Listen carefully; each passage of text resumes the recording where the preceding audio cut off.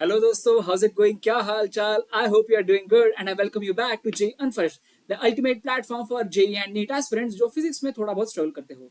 थोड़ा या बहुत ये आपकी मर्जी है, लेकिन मैं फिजिक्स आपका परफेक्ट करा दूंगा, ये मेरा वादा है आपसे। ठीक है, तो अब तक हमने फ्रिक्शन के पार्ट 2 वाले वीडियो तक क्या पढ़ा था? आपने स्टैटिक काइनेटिक के बारे में पढ़ लिया है। आपने जब एक वेज होता है या फिर एक इंक्लाइंड प्लेन इन्वॉल्व होता है तब कैसी चीजें फंक्शन करती है वो आपने पढ़ा है। अब जो है वो काफी इंटीग्रल, काफी इंपॉर्टेंट पार्ट होगा टू ब्लॉक सिस्टम या मल्टीपल ब्लॉक सिस्टम्स। मतलब एक ब्लॉक दूसरे के ऊपर रहता है और हम अब फोर्स लगाते हैं तो एक्सेलरेशन क्या होता है, इसके बारे में अब हम पढ़ेंगे। फटाफट से पढ़ेंगे, छोटा वीडियो होगा लेकिन वेरी वेरी वेरी इंपॉर्टेंट, क्योंकि इसके ऊपर तो ना एटलीस्ट 3 से 4 क्वेश्चंस तो आते ही आते हैं एग्जाम में, चाहे मेंस हो चाहे एडवांस्ड हो। एंड अगर आपको ये नहीं पता ना, तो मैं आपको बता रहा हूं कि आपको आगे हमेशा स्ट्रगल होता रहेगा। तो ये काफी काफी काफी इंपॉर्टेंट है यार ये, तो प्लीज इसको ध्यान से देखिएगा। इसीलिए ना मैंने इस वीडियो को थोड़ा सा शॉर्ट रखने की कोशिश करी, बिकॉज अगर मैं बहुत लंबी वीडियो बनाऊंगा तो फिर यार सब कुछ सिर के ऊपर से चला जाएगा एंड इंपॉर्टेंट वाला पार्ट छूट जाएगा। ये मेरा एक फंडा होता है कि जहां पे काफी इंपॉर्टेंट चीजें होती है मैं उसको जानबूझ के थोड़ा छोटा रखने की कोशिश करता हूँ। उस वीडियो को मैं, उस लेक्चर को मैं छोटा सा रखता हूँ, बिकॉज मैं नहीं चाहता कि आप बड़ा लेक्चर देख के भाग जाओ। ठीक है, इंपॉर्टेंट चीजों को छोटा करता हूँ, नॉट सो इंपॉर्टेंट चीजों को थोड़ा विस्तार से, थोड़ा आराम से पढ़ाता हूँ। This is some kind of a paradox, but it is very important यार। ठीक है, it kind of works out for you guys. Okay, तो प्लीज अब इस वीडियो को थोड़ा ध्यान से देखिएगा। मुझे नहीं पता है कितनी वीडियो लंबी होगी, मतलब वैसे देखा जाए तो ओवरऑल ऑन एन एवरेज ये थोड़ी छोटी ही होगी, लेकिन अगर थोड़ी लंबी भी बनेगी तो प्लीज इसको थोड़ा सा ध्यान से देखना है आपने। ओके, चलिए शुरू करते हैं। अब ये टू ब्लॉक क्वेश्चंस क्या होता है, सबसे पहले मैं बता देता हूं आपको। ठीक है, ऐसे आपको 4 अलग अलग टाइप की केसेस आ सकते हैं, मतलब एक ब्लॉक दूसरे के ब्लॉक के ऊपर होता है। अब इसमें क्या है भैया, ये तो सारे ही सेम से ही लग रहे हैं, तो आपको बताता हूं मैं क्या डिफरेंस होता है। एक टाइप का क्वेश्चन ऐसा होता है जहां पे ये पार्ट भी स्मूथ है और ये भी सरफेस स्मूथ है। मतलब the surface between the two blocks is also smooth and the surface between lower block and the ground is also smooth. एक ये केस होता है, इसको हम बोलते हैं केस 1, जिसको हम स्मूथ स्मूथ भी बोल देता है। मतलब मैंने एक टर्मिनोलॉजी इन्वेंट कर दी है, स्मूथ स्मूथ वाला केस। ठीक है, फिर केस 2 जो आता है उसमें क्या होता है जी, उसमें होता है कि लेट से ऊपर वाला स्मूथ होगा, ओके, नीचे वाला रफ होगा, ऐसे ही। और क्या होगा बताइए, केस 3 में क्या होगा बताइए। केस 3 में ऊपर वाला रफ होता है और नीचे वाला स्मूथ होता है। ओके, और अब केस 4 में अब क्या बचा है कॉम्बिनेशन, अब कौन सा कॉम्बिनेशन बचा है? दोनों सरफेसेस रफ है, दोनों के दोनों सरफेसेस जब रफ है। ठीक है, काफी इंटरेस्टिंग से क्वेश्चंस इस पे बन सकते हैं, 10,000 टाइप के क्वेश्चंस इस पे बन सकते हैं। लेकिन अगर आपको फंडामेंटल कंसेप्ट अगर आपको समझ आ गया ना, केस 1 का, केस 2 का, केस 3 का और केस 4 का, तब आपको किसी भी टाइप के क्वेश्चन में स्ट्रगल नहीं होगा। आपको बस फंडामेंटल समझना है और वही मेरा काम है इस छोटे से वीडियो में। ओके, तो आप रेडी हो? वैसे देखा जाए तो केस 1 और केस 2 पे ज्यादा क्वेश्चंस नहीं आते, लेकिन मैंने फिर भी आपको बोल दिया चलो यार पढ़ा देते हैं आपको। ठीक है, केस 3 एंड केस 4 पे ही ज्यादा क्वेश्चंस आते हैं, और मेंस में वैसे देखा जाए ना तो केस 3 पे ही ज्यादा आते हैं, लेकिन एडवांस पे केस 4 टाइप के क्वेश्चंस भी आ सकते हैं। ओके, तो चलो यार देख लेते हैं, आराम से देख लेते हैं। सबसे पहले केस 1 वाला स्मूथ स्मूथ वाला हम देख लेते हैं। मतलब ये भी स्मूथ है, यहाँ पे अब स्मूथ बोलने से अच्छा मैं बोल दूंगा μ1 इज इक्वल टू 0 एंड इसको मैं बोलूंगा μ2 इज इक्वल टू 0। मतलब पहले सरफेस जो है m1 एंड m2 के बीच का सरफेस है, उसका कोफिशिएंट ऑफ फ्रिक्शन है 0, मतलब स्मूथ। एंड m2 और ग्राउंड के बीच का भी कोफिशिएंट ऑफ फ्रिक्शन है 0। ठीक है, अब इसमें आपको यह समझना है कि अगर मैं फोर्स लगाता हूं, चलो एक काम करते हैं, μ1 एंड μ2 को ना लेफ्ट साइड पे लिखता हूं, क्योंकि फोर्स को मुझे राइट साइड पे लगाते हुए दिखाना है। मतलब फर्क नहीं पड़ता यार, इवेंचुअली दोनों भी सेम ही है, बट कोई दिक्कत नहीं। थोड़ा अपने डायग्राम जो है वो थोड़ी अच्छी ही दिखेगी, इस वजह से मैं कह रहा हूँ बस। ठीक है, अब मान के चलिए इसमें मैं इसमें 2 अलग अलग टाइप की केसेस में देख सकता हूँ। ठीक है, either I can apply force on this m1 block और I can apply a force on m2 block. तो ठीक है, अगर सबसे पहले मान के चलते हैं when F is applied on m1। Okay, मतलब मैं क्या कर रहा हूं, यहां पे कुछ इस तरह का फंडा है मेरा। Okay, this is M1, this is M2 and both the surfaces are smooth, लेकिन मैं F फोर्स इस तरह से लगा रहा हूं। तो होगा क्या मेरे भाई? अरे कुछ नहीं होगा यहाँ पे क्या होगा, एक ही minute guys, just okay, anyway, force अगर मैं M1 पे लगाता हूं तो क्या हो रहा है आप देखिए, M2 पे तो कोई हॉरिजॉन्टल फोर्स लगेगा ही नहीं, because why, tell me why, because there is no friction that will pull M2 in the forward or backward direction. So basically only M1 will move. मैं अलग रंग में लिख देता हूं, only and only M1 will move. ठीक है, and M2 will be at rest. M2 will be at rest. Okay, simple सा फंडा है यार। अब आप बताइए मुझे, फ्रिक्शन ही नहीं है M1 और M2 के बीच में, तो M2 पे तो कोई हॉरिजॉन्टल फोर्स लगेगा ही नहीं, और M1 पे एक्सटर्नल जो फोर्स F है उसके अलावा कोई फ्रिक्शन फोर्स लगेगा नहीं। सो इसका मतलब ये हो जाता है, यहां से मैं लिख सकता हूं कि एक्सेलरेशन ऑफ M1 जो है वो क्या हो जाएगा, it will be nothing but F by M1, खत्म बात। एंड एक्सेलरेशन ऑफ M2 क्या हो जाएगा बताइए, it will B zero, because उस पे ऊपर कोई फोर्स नहीं लग रहा है, and it is at rest, horizontal force M2 के ऊपर लग नहीं रहा, खत्म बात, इतना आसान। ये तो NLM का क्वेश्चन है भैया जी, ये फ्रिक्शन का भी क्वेश्चन नहीं, तो NLM का ही क्वेश्चन है। ठीक है, अब दूसरा केस देख लेते हैं हम लोग यार, दूसरा केस देख लेते हैं, when F is applied on M2, okay, क्या होगा बताइए, डायग्राम बना लो फटाफट से इसकी। ओके जी, ये बन गई है डायग्राम, वाह वाह वाह, इजी। ठीक है, अब M2 पे हॉरिजॉन्टल फोर्स F लग रहा है, अब M1 पे कोई फोर्स नहीं लगेगा, because there is no friction between M1 and M2, smooth है ना, दोनों सरफेसेस स्मूथ है। सो वही फंडा फिर से लिख दो यार, फिर से लिख दो फोर्स, और चलो ऐसे लिख दो, M1 will be at rest and M2 will move। ठीक है, तो अब आप बताइए मुझे एक्सेलरेशन ऑफ M1 क्या हो जाएगा, एक्सेलरेशन ऑफ M1 क्लियरली हो जाएगा zero, and acceleration of M2 क्या हो जाएगा, इसके ऊपर जितना फोर्स लग रहा है divided by its mass, so that will B F upon M2, खत्म बात। सही है नहीं है? ये वाले केस में तो मैं ज्यादा, इससे ज्यादा टाइम वेस्ट भी नहीं करूंगा, अगर क्योंकि इससे ज्यादा मैंने टाइम वेस्ट किया तो मैं आपके इंटेलिजेंस की तौहीन कर रहा हूं, और मैं अपने टाइम की भी तौहीन कर रहा हूं। मतलब इतना इजी कंसेप्ट है ये, स्मूथ स्मूथ, इस पे तो ज्यादा जेई वाले भी क्वेश्चंस नहीं पूछते, बोलेंगे अरे भैया इतने आसान कंसेप्ट तो एकदम जो है ना, कोई बंदा हो नौसिखिया जिसने बिल्कुल पढ़ाई भी ना करी हो, वो भी ऐसे क्वेश्चंस लगा देगा, तो स्मूथ स्मूथ पे क्वेश्चंस नहीं आते। ओके, तो हम बढ़ते हैं आगे वाले पार्ट पे। एक बार बस टाइम देख लेता हूं मैं, टाइम टाइम टाइम क्या है, ओके इट्स 7:37, काफी टाइम। चलो, तो अब स्मूथ रफ आ जाता है, ठीक है, स्मूथ रफ आ जाता है, मतलब ये जो है यहाँ पे इसका मैं कोफिशिएंट ऑफ फ्रिक्शन बोल देता हूं μ1 इज इक्वल टू 0, ठीक है, एंड ये है μ2 जो कि है नॉट इक्वल टू 0, मतलब रफ है ये, this is smooth, this is rough.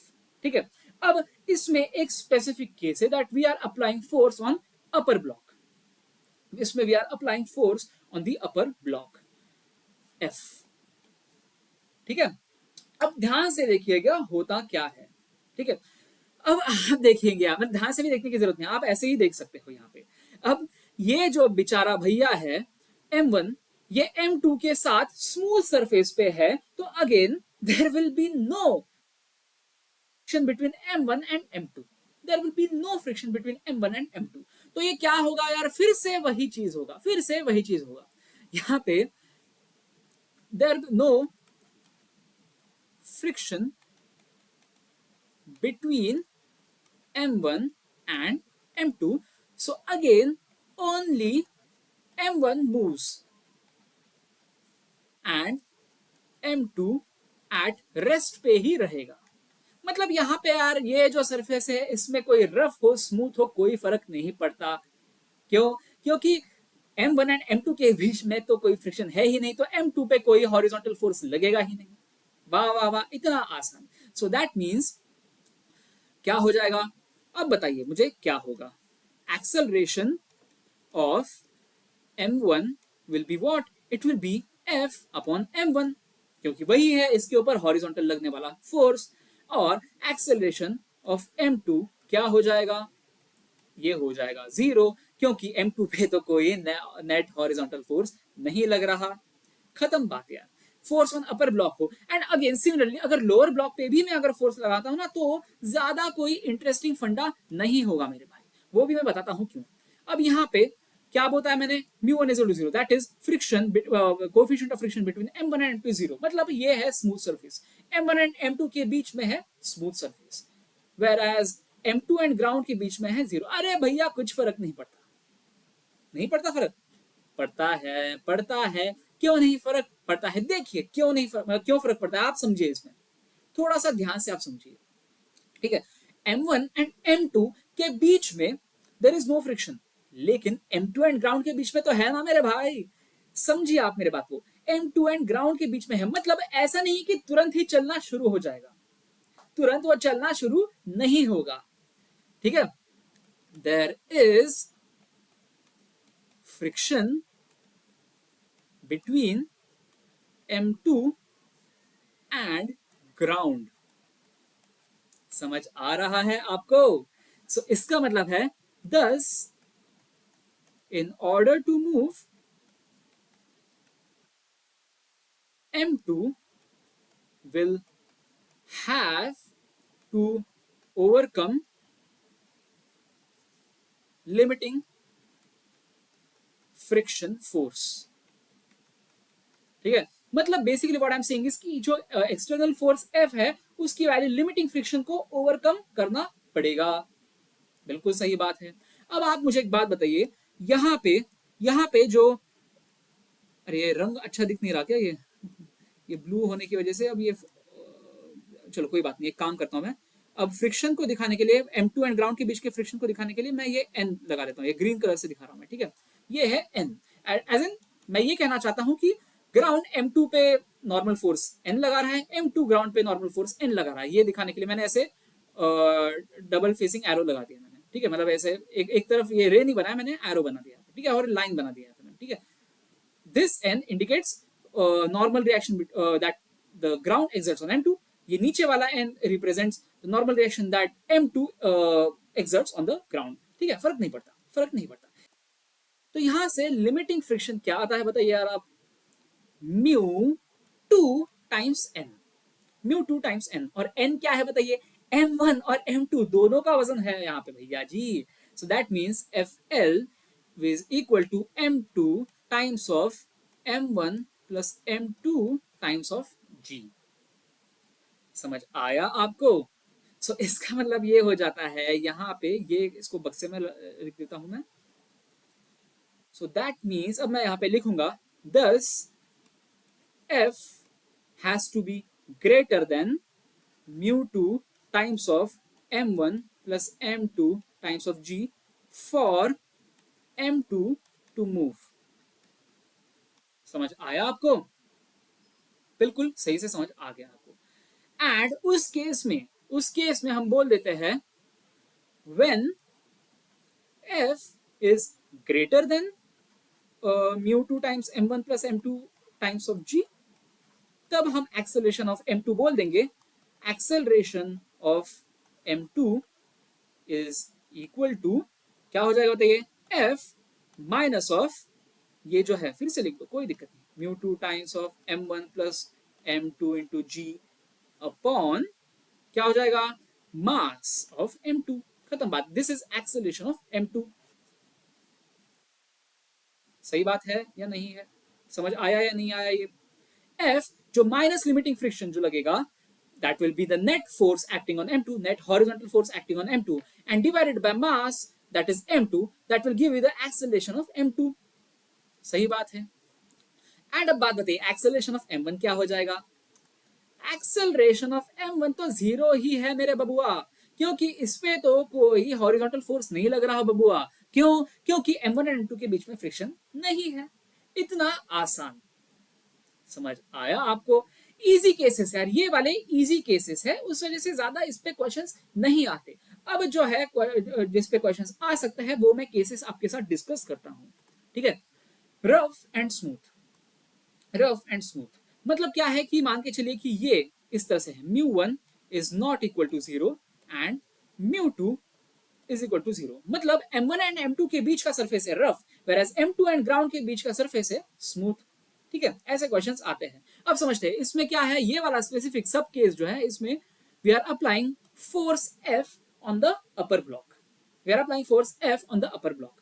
तो अब आप बताइए, अगर मैं F की वैल्यू जस्ट 0 से ज्यादा करूं तो क्या होगा मेरे भैया, भाइयों, भैया मतलब भाई लोग बोलना चाहता था एंड भाई बोलना चाहता था, तो भाई यहाँ हो गया फिर। ठीक है, साउथ दिल्ली एक्सेंट आ गया। बट एनीवे, अब मैं क्या कर रहा हूँ, horizontal force F on upper block लगा रहा हूं मैं। ध्यान से देखिएगा, अब जब वो फोर्स जो है थोड़ा सा 0 से ज्यादा हो जाएगा ना, तब आप समझिए यहाँ पे M1 एंड M2 के बीच में तो फ्रिक्शन है मेरे बॉस। सो इसका मतलब है कि फ्रिक्शन तुरंत एक्ट करना शुरू होगा। लिमिटिंग वैल्यू तक नहीं जाएगा तुरंत से, लेकिन इनिशियली इनिशियली मतलब जितना फोर्स का वैल्यू है, एक्सटर्नल फोर्स का वैल्यू है, उतना ही फ्रिक्शन का वैल्यू होगा। मतलब वो दोनों एक साथ आगे चलेंगे, चलना ही है तो। लेकिन चलेंगे भी या नहीं वो कैसे डिसाइड होगा? वो डिसाइड होगा depending on whether there is friction between M2 and ground. And since we don't have any friction between M2 and ground, तो इसका क्या मतलब हो गया?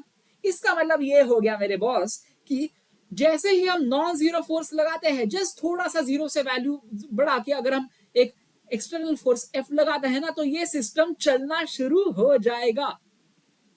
Are you getting my point? क्यों चलना शुरू होगा? बिकॉज M2 एंड ग्राउंड के बीच में देयर इज नो फ्रिक्शन। मतलब ऐसे समझ लीजिए आप कि ये जो है इनिशियली ये सिस्टम है M1 एंड M2 का एक कॉम्बो सिस्टम आप मान के चलिएगा आप। ठीक है, M1 एंड M2 का एक कॉम्बो सिस्टम आप मान के चलिएगा। सो इसके ऊपर ये ऐसे M1 प्लस M2, ठीक है, इस तरह से एक्ट कर रहा है।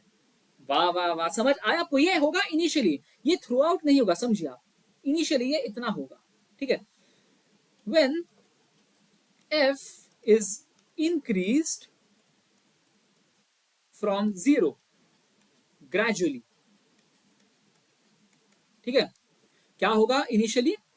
M1 and M2 move together. ठीक है, they will move together because there is no friction between M2 and ground. समझ आया? इस वजह से चल रहा है ये। So that means acceleration of combo system हो जाता है F upon M1 plus M2। मतलब M1 का भी एक्सेलरेशन इतना ही होगा, M2 का भी एक्सेलरेशन इतना ही होगा। लेकिन ये क्या हो रहा है, ये कब तक होगा ये बताइए यार आप, ये कब तक होगा ये बताइए जरा, सोचिए जरा। अब क्या होगा ना, आफ्टर अ वाइल F की वैल्यू इतनी ज्यादा होगी। आप ऐसे समझिए, थोड़ा सा विजुअलाइज कर दीजिए। ठीक है, अब ये M1 है, ठीक है, ऊपर जो है ये M1 है, नीचे जो है ये M2 है।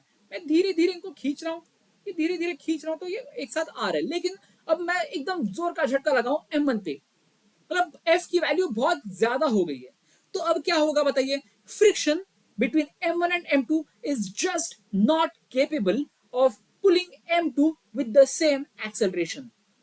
ठीक है, लिख देता हूं मैं यहां पे, when F goes beyond a value, इस वैल्यू को हम क्या नाम दे?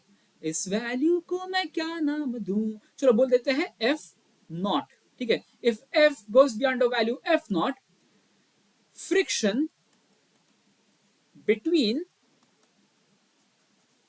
M1 and M2 is just not enough for them to move together. समझ आ रहा है आपको? अब ये समझते हैं इसके बाद क्या होगा। ये मैं एक I need one more slide for it, तो एक काम करता हूं मैं, इसका डुप्लीकेट ले लिया। ठीक है, ओके, ये पहले जो कंडीशंस है वो बता देता हूं आपको पहले से। ठीक है, ये था μ1 not equal to 0 and μ2 equal to 0, ये था राइट। एंड मैं यहाँ पे f लगा रहा था। अब f when f greater then f not हो रहा है तो m1 will move faster, m2 will move slower. क्यों? क्योंकि ये f का वैल्यू ज्यादा बढ़ गया है यार, मतलब m1 को हम बहुत जोर से खींच रहे हैं, तो ये m1 तो भाई आगे निकल गया, m2 इतना ज्यादा नहीं आगे जा पा रहा बिकॉज फ्रिक्शन की वैल्यू इतनी ज्यादा नहीं है। समझ आ रहा है? तो इसका मतलब यही हो गया कि अब ऐसे क्वेश्चंस आ सकते हैं कि एफ नॉट की वैल्यू क्या है, वो लिमिटिंग फोर्स की वैल्यू क्या है जिसके लिए m1 और m2 एक साथ चले। ठीक है, so questions in JEE revolve around finding the value of F naught. ठीक है, तो हम निकालते हैं वो questions in JEE are about finding value of f naught so that both move together। ठीक है, मतलब maximum value of f that is equal to f naught so that both move together। Okay, तो अब आप मुझे एक बात बताइए, लिमिटिंग केस आ चुका है, लिमिटिंग केस आ चुका है, इसका मतलब क्या हुआ मेरे भाई? इसका मतलब है कि इनके बीच में लिमिटिंग फ्रिक्शन लगेगा। अब लिमिटिंग फ्रिक्शन को हम कैसे निकालते हैं बताइए जी? इस तरह से f लिमिटिंग m1 पे पीछे की तरफ लगेगा बिकॉज m1 आगे निकल जाना चाह रहा है, whereas m2 पे लगेगा आगे बिकॉज m2 m1 के रेस्पेक्ट में पीछे रह रहा है, तो m2 पे लिमिटिंग फ्रिक्शन लगेगा आगे, m1 पे लगेगा पीछे। समझ आ गया आपको? परफेक्ट। अब आप समझिए यहाँ पे, ठीक है, यहाँ पे इन दिस केस f हो चुका है f नॉट के बराबर, तो अब आपको इक्वेशंस क्या लगानी है? यहाँ पे आपको इक्वेशंस लगा देनी है f not minus F L, that is जो हमारा f नॉट जो वैल्यू निकालना है minus limiting friction, that will be equal to m1a and fl will be equal to m2a। समझ आ गया आपको? अब आप मुझे एक बात बताइए, fl की वैल्यू हमें पता है या नहीं है? हमें पता है fl is equal to mu times n, that is normal force between m1 and m2, and वो कितना होगा? Normal force between m1 and m2 ये कितना होगा बताइए? It will be equal to m1g ना यार। अब m2 के वैल्यू का कोई रेलेवेंस है नहीं, ग्रेविटी ऊपर से नीचे लग रही, तो m2 का फोर्स मतलब क्या है, m2 ग्रेविटेशनल फोर्स ऊपर की तरफ नहीं लगाएगा, सो यहाँ पे n will only be equal to m1g। समझ आ गया? So that means it is equal to μ1 times m1 times g। So fl की वैल्यू आ चुकी है μ1 m1g। समझ आ गया आपको या नहीं आया आपको? परफेक्ट। अब यहां से हम इसको और इसको, ये जो है ये और ये, इन दोनों से बोल सकते हैं कि μ1 m1g हो जाता है m2a, एंड यहां से हम बोल सकते हैं कि a is equal to μ1 m1g upon m2। वाह वाह वाह वाह वाह। अब हम क्या करेंगे, a की वैल्यू अब इसमें डाल देंगे एंड fl की वैल्यू हमारे पास ऑलरेडी है μ1 m1g, और इससे f नॉट आ जाता है। समझ आया आपको या नहीं? अब ये जो है ये और ये, इन दोनों को यूज करिएगा आप। अब कैसे करें, कौन सा, हाँ ये वाला रंग ले लेते हैं, ऑरेंज। ठीक है, अब f नॉट माइनस, अब fl की वैल्यू क्या है, ये वाला वैल्यू आप बताइए, fl is equal to μ1 m1g, f not minus μ1 m1g is equal to, अब m1a, अब m1 टाइम्स ऑफ a की वैल्यू हमने यहां से निकाल रखी है, ये क्या है, it is equal to μ1 m1g upon m2। So यहां से आ चुका है f not is equal to μ1 m1g plus μ1 square m1 square μ1 g upon m2, and यहां से f नॉट क्या आ चुका है, आप निकाल सकते हो यार स्क्वायर। समझ आ गया आपको या नहीं आया समझ? मतलब इसको पूरा निकालने की आपको जरूरत नहीं है, मतलब मुझे निकालने की जरूरत नहीं है, आप समझ सकते हो। I don't want you to remember this और मेमोराइज दिस फॉर्मूला, बिकॉज आप यार मेमोराइज करोगे ना कुछ फायदा नहीं है, क्योंकि physics is not about memorisation, ये केमिस्ट्री या कोई ये बायोलॉजी वाला नहीं है ये फंडा। यहाँ पे आपको कंसेप्ट समझना है आपको, ठीक है, कंसेप्ट समझिएगा। अगर आपको m1 की वैल्यू दी जाए, m2 की वैल्यू दी जाए, m1 की वैल्यू दी जाए, तो फिर आपको एफ नॉट की वैल्यू ऐसे कंसेप्चुअली अगर आप सॉल्व करोगे तो निकालने में ज्यादा मुश्किल नहीं होगी आपको। Are you getting my point? I hope you are getting my point here. Okay, perfect. अब एक दूसरा समझ लेते हैं केस जहां पे क्या हो रहा है, force F is acting on the lower block, ठीक है, एंड बाकी सारी चीजें तो वही है सेम, कि mu one is not equal to zero and mu two is equal to zero. मतलब ऊपर वाला सरफेस रफ है, नीचे वाला सरफेस स्मूथ है, ठीक है। इनिशियली जैसे मैंने पहले बोला था, दे विल मूव टुगेदर। इसमें ज्यादा डिटेल में मैं नहीं जाऊंगा, मैंने बताया आपको कि क्यों हो रहा है initially they will move together, because friction की औकात इतनी ज्यादा है नहीं कि वो क्या बोलता है, सॉरी, एक्सटर्नल हॉरिजॉन्टल फोर्स की इतनी ज्यादा औकात है नहीं कि वो लिमिटिंग फ्रिक्शन से ज्यादा हो जाए, ठीक है। इनिशियली एज लिख देता हूं, चलो, एज एफ इंक्रीजेस ग्रेजुअली, ठीक है। समझ आ रहा है आपको मैं क्या कहने की कोशिश कर रहा हूं? इनिशियली जब फोर्स की वैल्यू मैं तो धीरे धीरे धीरे धीरे बढ़ा रहा हूं मैं, तो लिमिट अपना जो फ्रिक्शन का वैल्यू है वो एफ को क्या बोलता है काउंटर इतना कर नहीं पा रहा, जिसकी वजह से M1 एंड M2 जो है वो एक साथ चल रहे हैं। समझ आ रहा है आपको? ठीक है। Initially as F increases gradually, M1 and M2 move together, okay, and acceleration of M1 and M2 is equal to F upon M1 plus M2। Perfect. अब हम वो लिमिटिंग वैल्यू जो देखेंगे, मैक्सिमम फोर्स जो है, ठीक है। But when F goes beyond a value, से उस वैल्यू का मतलब उस फोर्स का वैल्यू है एफ नॉट, देन क्या होगा जी, M2 moves faster, सही है, एंड M1 moves slower। यही तो फंडा हो रहा था ना। मतलब अब क्या हो रहा है कि उल्टा हो रहा है। पहले के केस में देखिए, पहले के केस में क्या हो रहा था कि F की वैल्यू इतनी ज्यादा बढ़ गई कि M1 आगे निकल जा रहा है, M2 पीछे रह रहा है। M1 was moving faster, M2 was moving slower। लेकिन इस केस में क्या हो रहा है कि हम F की वैल्यू एक F नॉट वैल्यू से ज्यादा बढ़ा दे तो M2 will move faster, because M2 पे ज्यादा फोर्स लगेगा आगे की तरफ। Whereas M1 की वैल्यू जो है उसके ऊपर जो आगे वाला फोर्स लग सकता है, इट इज कैप्ड। वो उसके ऊपर एक कैप आ चुका है। कितना कैप हो चुका है? फ्रिक्शन के वैल्यू के बराबर, एफएल के वैल्यू के बराबर, सही है। तो हमें बेसिकली अब यही क्वेश्चन आता है, फिर से हमसे वही क्वेश्चन पूछा जाता है। So we have to find value F naught. So we have to find F not value, okay, ठीक है। अब आप मुझे एक बात बताइए, इस केस में होता क्या है? अब ये जो है एफ जो है मतलब is acting on M2, M2 पे एक्ट करे तो M2 की टेंडेंसी है आगे जाने की। सो दैट मींस इस केस में फ्रिक्शन जो है F M2 पे पीछे की तरफ लगेगा, ठीक है, फ्रिक्शन पीछे की तरफ लगेगा। वेयर एज M1 जो है पीछे छूट रहा है, बिकॉज M1 पे वैसे देखा जाए तो फ्रिक्शन के अलावा कोई फोर्स नहीं लग रहा, तो M1 बेचारा पीछे छूट रहा है। सो दैट्स व्हाई M1 पे फ्रिक्शन आगे की तरफ लगेगा, राइट राइट है। सो आपको अब इस ऐसे क्वेश्चंस पूछे जाते हैं कि we have to find F not value, maximum F not value, should I say max F not value, so that M1 and M2 move together. ऐसे क्वेश्चंस आपसे पूछे जाते हैं, ओके।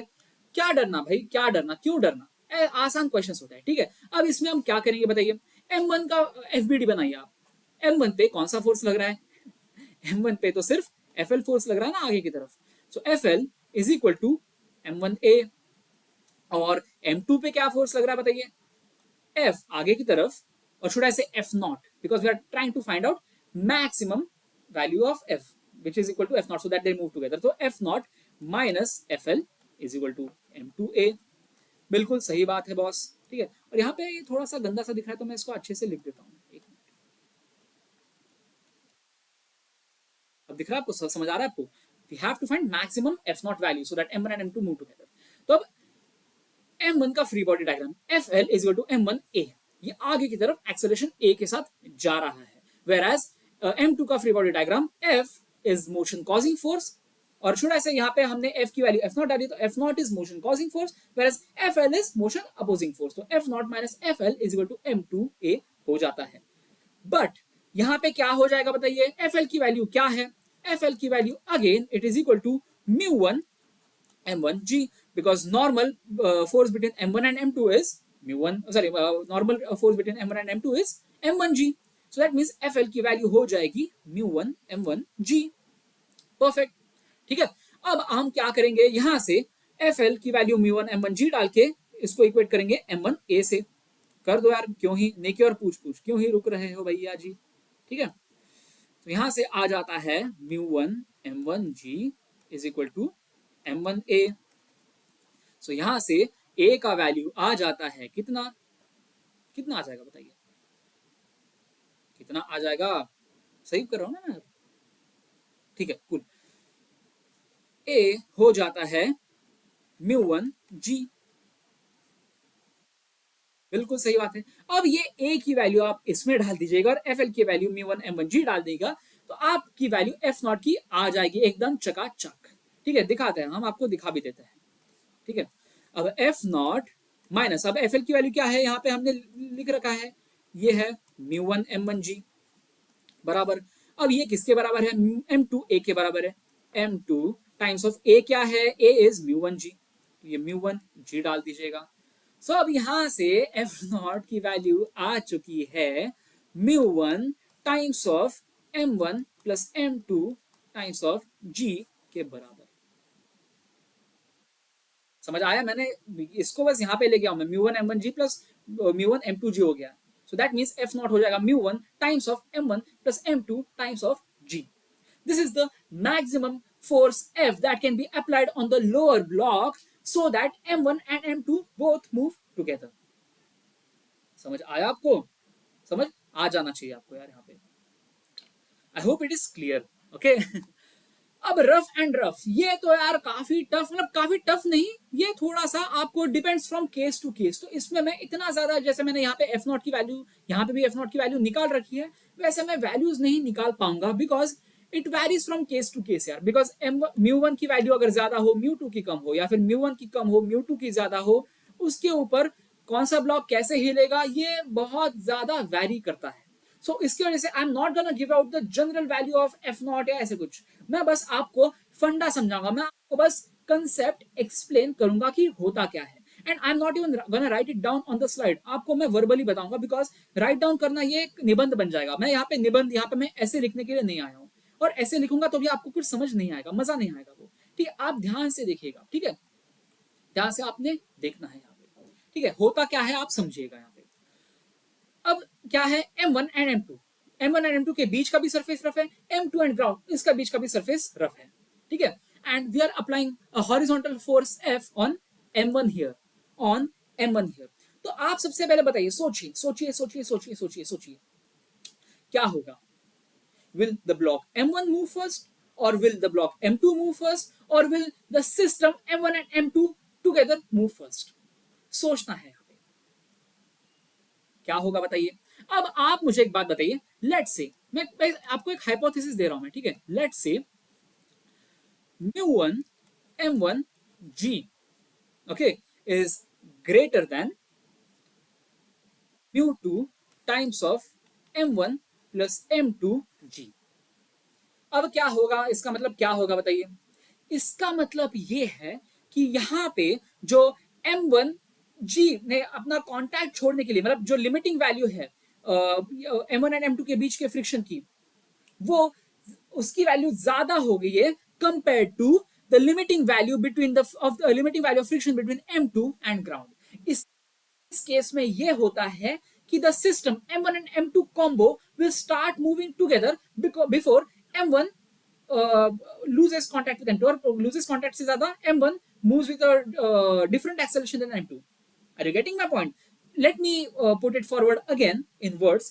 अब μ1 m1g की वैल्यू ज्यादा होगी μ2 m1 प्लस m2g से, तो इसका मतलब मैं ये कह रहा हूं कि जो लिमिटिंग वैल्यू ऑफ फ्रिक्शन है between m1 and m2 is greater than the limiting value of friction between m2 and ground. इसका मतलब ये है कि कॉम्बो जो है M1 एंड M2 का, वो पहले चलना शुरू हो जाएगा compared to M1 losing contact with M2, और M1 losing contact with M2 का मतलब मैं ये कहना चाहता हूं कि M1 M2 से फास्ट मूव करना। so, लिख देता हूं मैं इसको भी ना, लिख देता हूं। इसका मतलब यहां पे ये हो जाता है कि M1 and M2 combo will start moving before M1 moves faster than M2। समझ आया आपको यहाँ पे क्या हो रहा है? वही अगर मैं दूसरा एक केस में यहाँ पे दे देता हूं, ठीक है, let's say mu1 m1 g is less than mu2 times of m1 plus m2 times of g।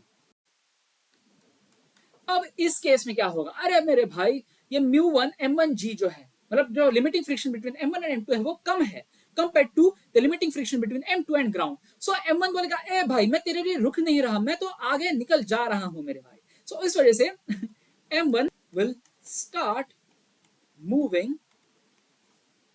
ahead of m1, m1 will start moving ahead of m2। ठीक है, अब m2 चलेगा भी या नहीं चलेगा, वो यार आपको क्वेश्चन टू क्वेश्चन डिपेंड करता है यार। It depends from question to question. मतलब अब ऐसे समझिए कि जो हमारा m2 पे, मतलब फंडामेंटल अब यही होता है, फंडामेंटल बस यही होता है कि m1 पे पीछे की तरफ FL लगेगा, वेयरएज m2 पे आगे की तरफ FL लगेगा, लिमिटिंग फ्रिक्शन।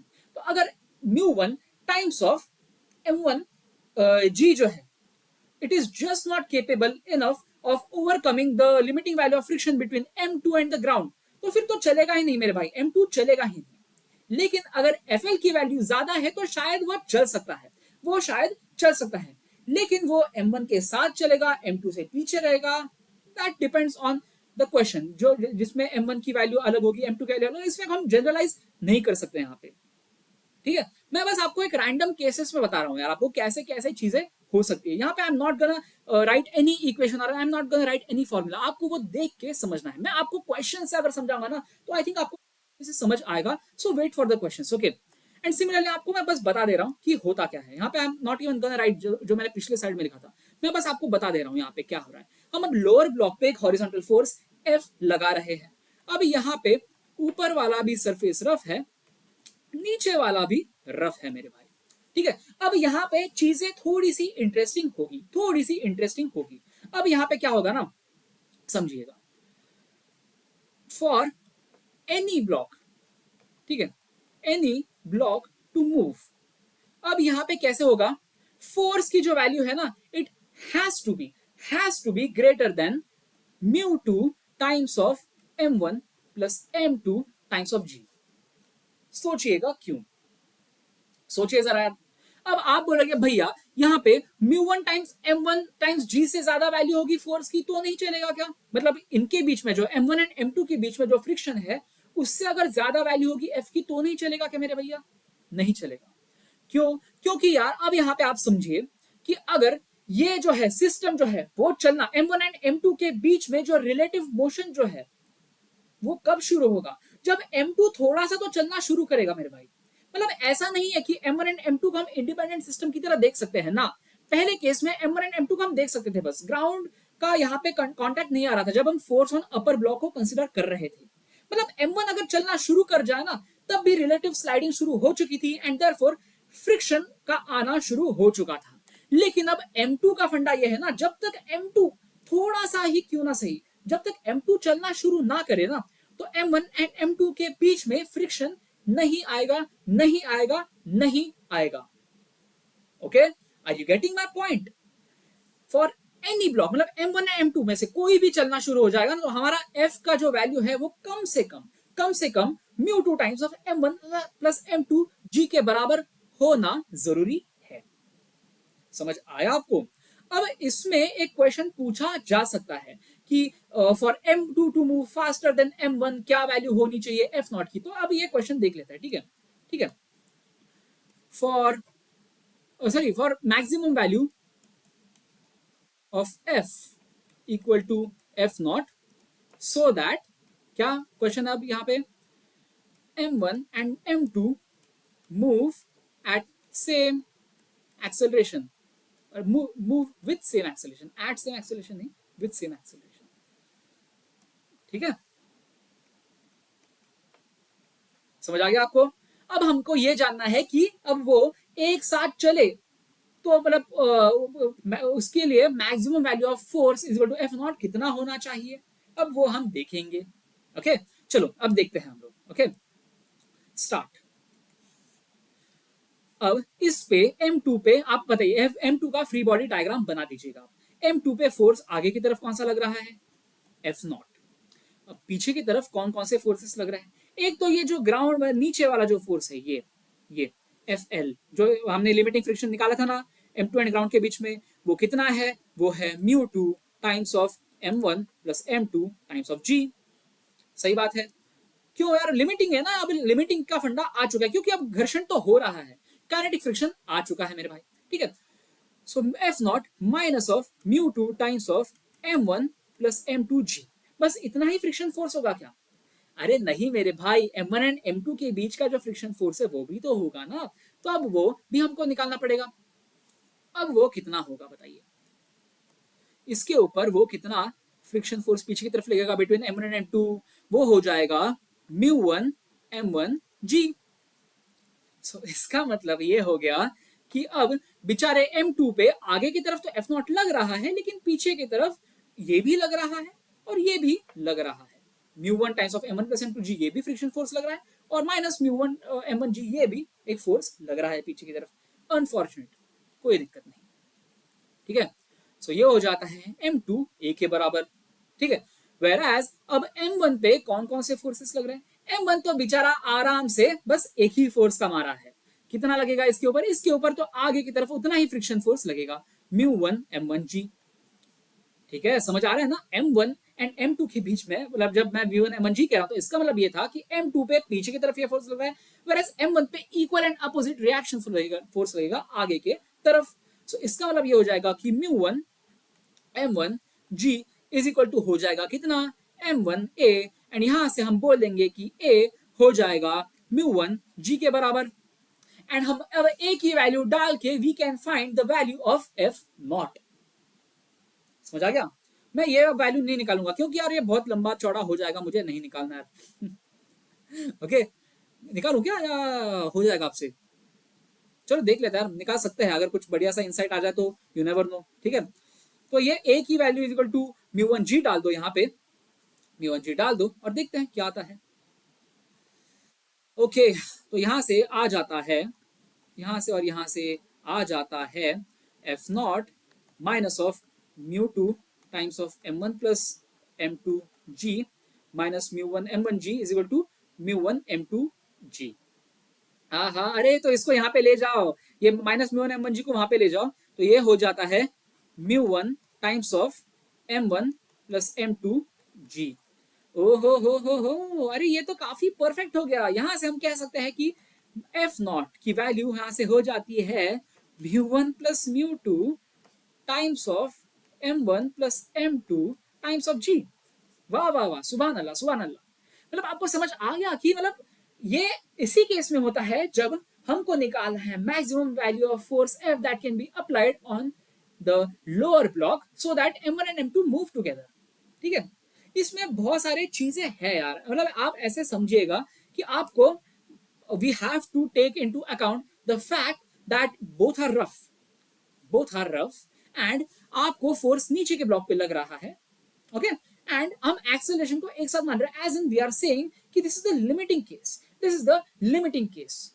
ठीक है, समझिए इसमें से एक भी चीज अगर ऊपर नीचे हो गई, मतलब as in what I am trying to say, कि अगर मैं फोर्स जो है नीचे के ब्लॉक पे नहीं ऊपर के ब्लॉक पे लगा रहा हूं तो कुछ और ही फंडे हो रहे हैं। अगर मैं मान के चलता हूं कि यहाँ पे दोनों सरफेसेस रफ ना होते हुए एक सरफेस रफ या एक सरफेस स्मूथ ऐसा हो गया, तो भी चीजें अलग हो जाएंगी। तो उस वजह से be very very very mindful. और उससे अच्छा ना मैं बेस्ट यही कहूंगा कि फंडामेंटल से सॉल्व कीजिए। ये स्लाइड जो है मैं बस आपको दिखा रहा था कि चीजें कैसी हो रही है, ये सारा जो मैंने दिखा अभी तक वो सारा मैं आपको समझाने की कोशिश कर था। डोंट मेमोराइज दिस फॉर्मूले, please please please don't memorise this फॉर्मूले। जेई वालों ने एक चीज ऊपर नीचे कर दी ना, सारा का सारा कंसेप्ट यहां वहां हो जाएगा, सारा का सारा फॉर्मूला बेकार हो जाएगा।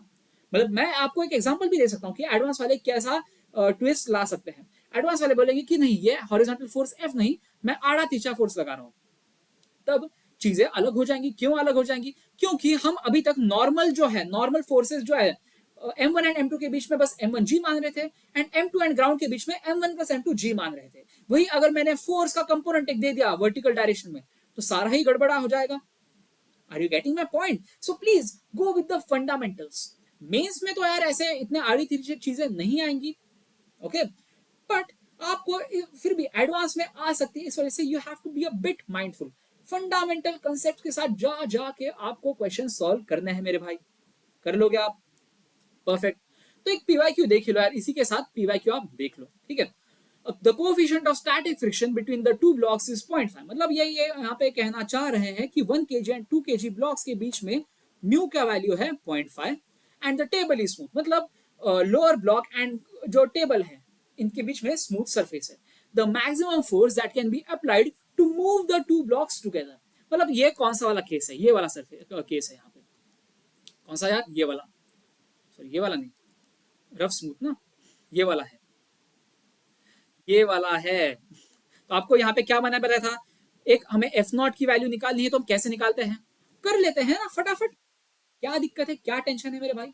ठीक है, अब आप देखेंगे यहाँ पे 1 2 1 पे एक हॉरिजॉन्टल फोर्स एफ ऐड कर रहा है, ठीक है, and we are talking about in case we have to find out maximum possible value of F, that is F naught हमें निकालना है। तो अब 2 पे M2 पे कौन कौन से फोर्सेस लग रहे हैं मेरे भाई? Horizontal forces. एक तो एफ नॉट लग रहा है, एंड टू एंड टेबल के बीच में कोई फ्रिक्शन है नहीं, तो यहाँ पे इस सरफेस पे तो कोई फ्रिक्शन नहीं लगेगा, लेकिन 1 एंड 2 के बीच में फ्रिक्शन है बॉस, तो इसके ऊपर वो फ्रिक्शन लगेगा। कितना फ्रिक्शन लगेगा? एफ एल के बराबर लगेगा, लिमिटिंग फ्रिक्शन के बराबर लगेगा। एंड अब एफ एल की वैल्यू कितनी होगी मेरे भाई? एफ एल की वैल्यू हो जाएगी इसके बीच का normal reaction mu times 1 times g. 1 kg and 2 kg के बीच का सरफेस है, उसके बीच में जो फ्रिक्शन का लिमिटिंग वैल्यू होगा वो हमें निकालना है। वो हो जाएगा mu times 1 times g. And यहाँ पे म्यू का वैल्यू क्या है? म्यू का वैल्यू है 0.5। मास तो मैंने लिख दिया, 1 kg लिख दिया। अब जी का वैल्यू क्या है? 10। So that means F L will be equal to 5 newton. समझ आ गया आपको? सो इसका मतलब है कि यहां से मैं कह सकता हूं कि 1 kg ब्लॉक पे फ्रिक्शन जो है आगे के तरफ एफ एल लगेगा, which is equal to 5 newton. तो अगर इसके ऊपर बस इतना ही फोर्स लग रहा है, तो एक्सेलरेशन ऑफ 1 kg ब्लॉक कितना हो जाएगा मेरे भाई? बताइए। Acceleration of 1 kg block will be equal to F L upon 1 upon 1। क्यों? क्योंकि इसका मास है 1। सो दैट मीन्स इसका वैल्यू हो जाएगा, एफ एल की वैल्यू है 5 upon 1, that is 5 metre per second square. समझ आ गया? And for both the blocks to move together we have to have the acceleration of 2 kg block also equal to 5। ठीक है, सो मैं लिख देता हूं यहां पे 10 acceleration of 2 kg will also be equal to 5 metre per second square. ठीक है, अब फ्री बॉडी डायग्राम बना दो यार 2 kg ब्लॉक का। इसके ऊपर आगे की तरफ फोर्स लग रहा है एफ नॉट, पीछे की तरफ लग रहा है limiting friction that is F L, that is equal to mass times acceleration 2 times acceleration. सही बात है, बिल्कुल सही बात है। एंड एफ एल की वैल्यू हमने निकाल रखी थी 5 न्यूटन। सो आप F not minus 5 is equal to 10 डाल दीजिएगा, एंड एफ एल की वैल्यू, एफ नॉट की वैल्यू डाल दीजिएगा 15 newton, and that is a right answer my dear friend. सही है या नहीं आंसर? बिल्कुल सही है, बिल्कुल बिल्कुल बिल्कुल सही है। क्या मुश्किल था इसमें? फंडामेंटल से मैं जा रहा हूं, मैंने कोई फॉर्मूला नहीं लगाया। आपको दिख रहा है कि यहाँ पे कोई फॉर्मूला नहीं दिख रहा, क्योंकि ऐसे क्वेश्चंस जो है फंडामेंटल्स के साथ सॉल्व करने चाहिए आपने। Okay, perfect. एक और एक पीवाईक्यू देख लो मेरे boss. Two blocks A and B of masses MA is equal to 1 kg and MB is equal to 3 kg are kept on the table as shown in the figure. The coefficient of friction between A and B is 0.2 and between B and the surface is also 0.2. Okay. The maximum force F that can be applied on B horizontally so that A does not slide over B. मतलब इसका मतलब यह है कि both A and B are moving together. ठीक है, when they say that block A does not slide over block B का मतलब ये है कि acceleration of A and B is same. समझ आ गया आपको? तो again maximum force F naught का ही क्वेश्चन है ये। ठीक है, अब डायग्राम बना लो सबसे पहले।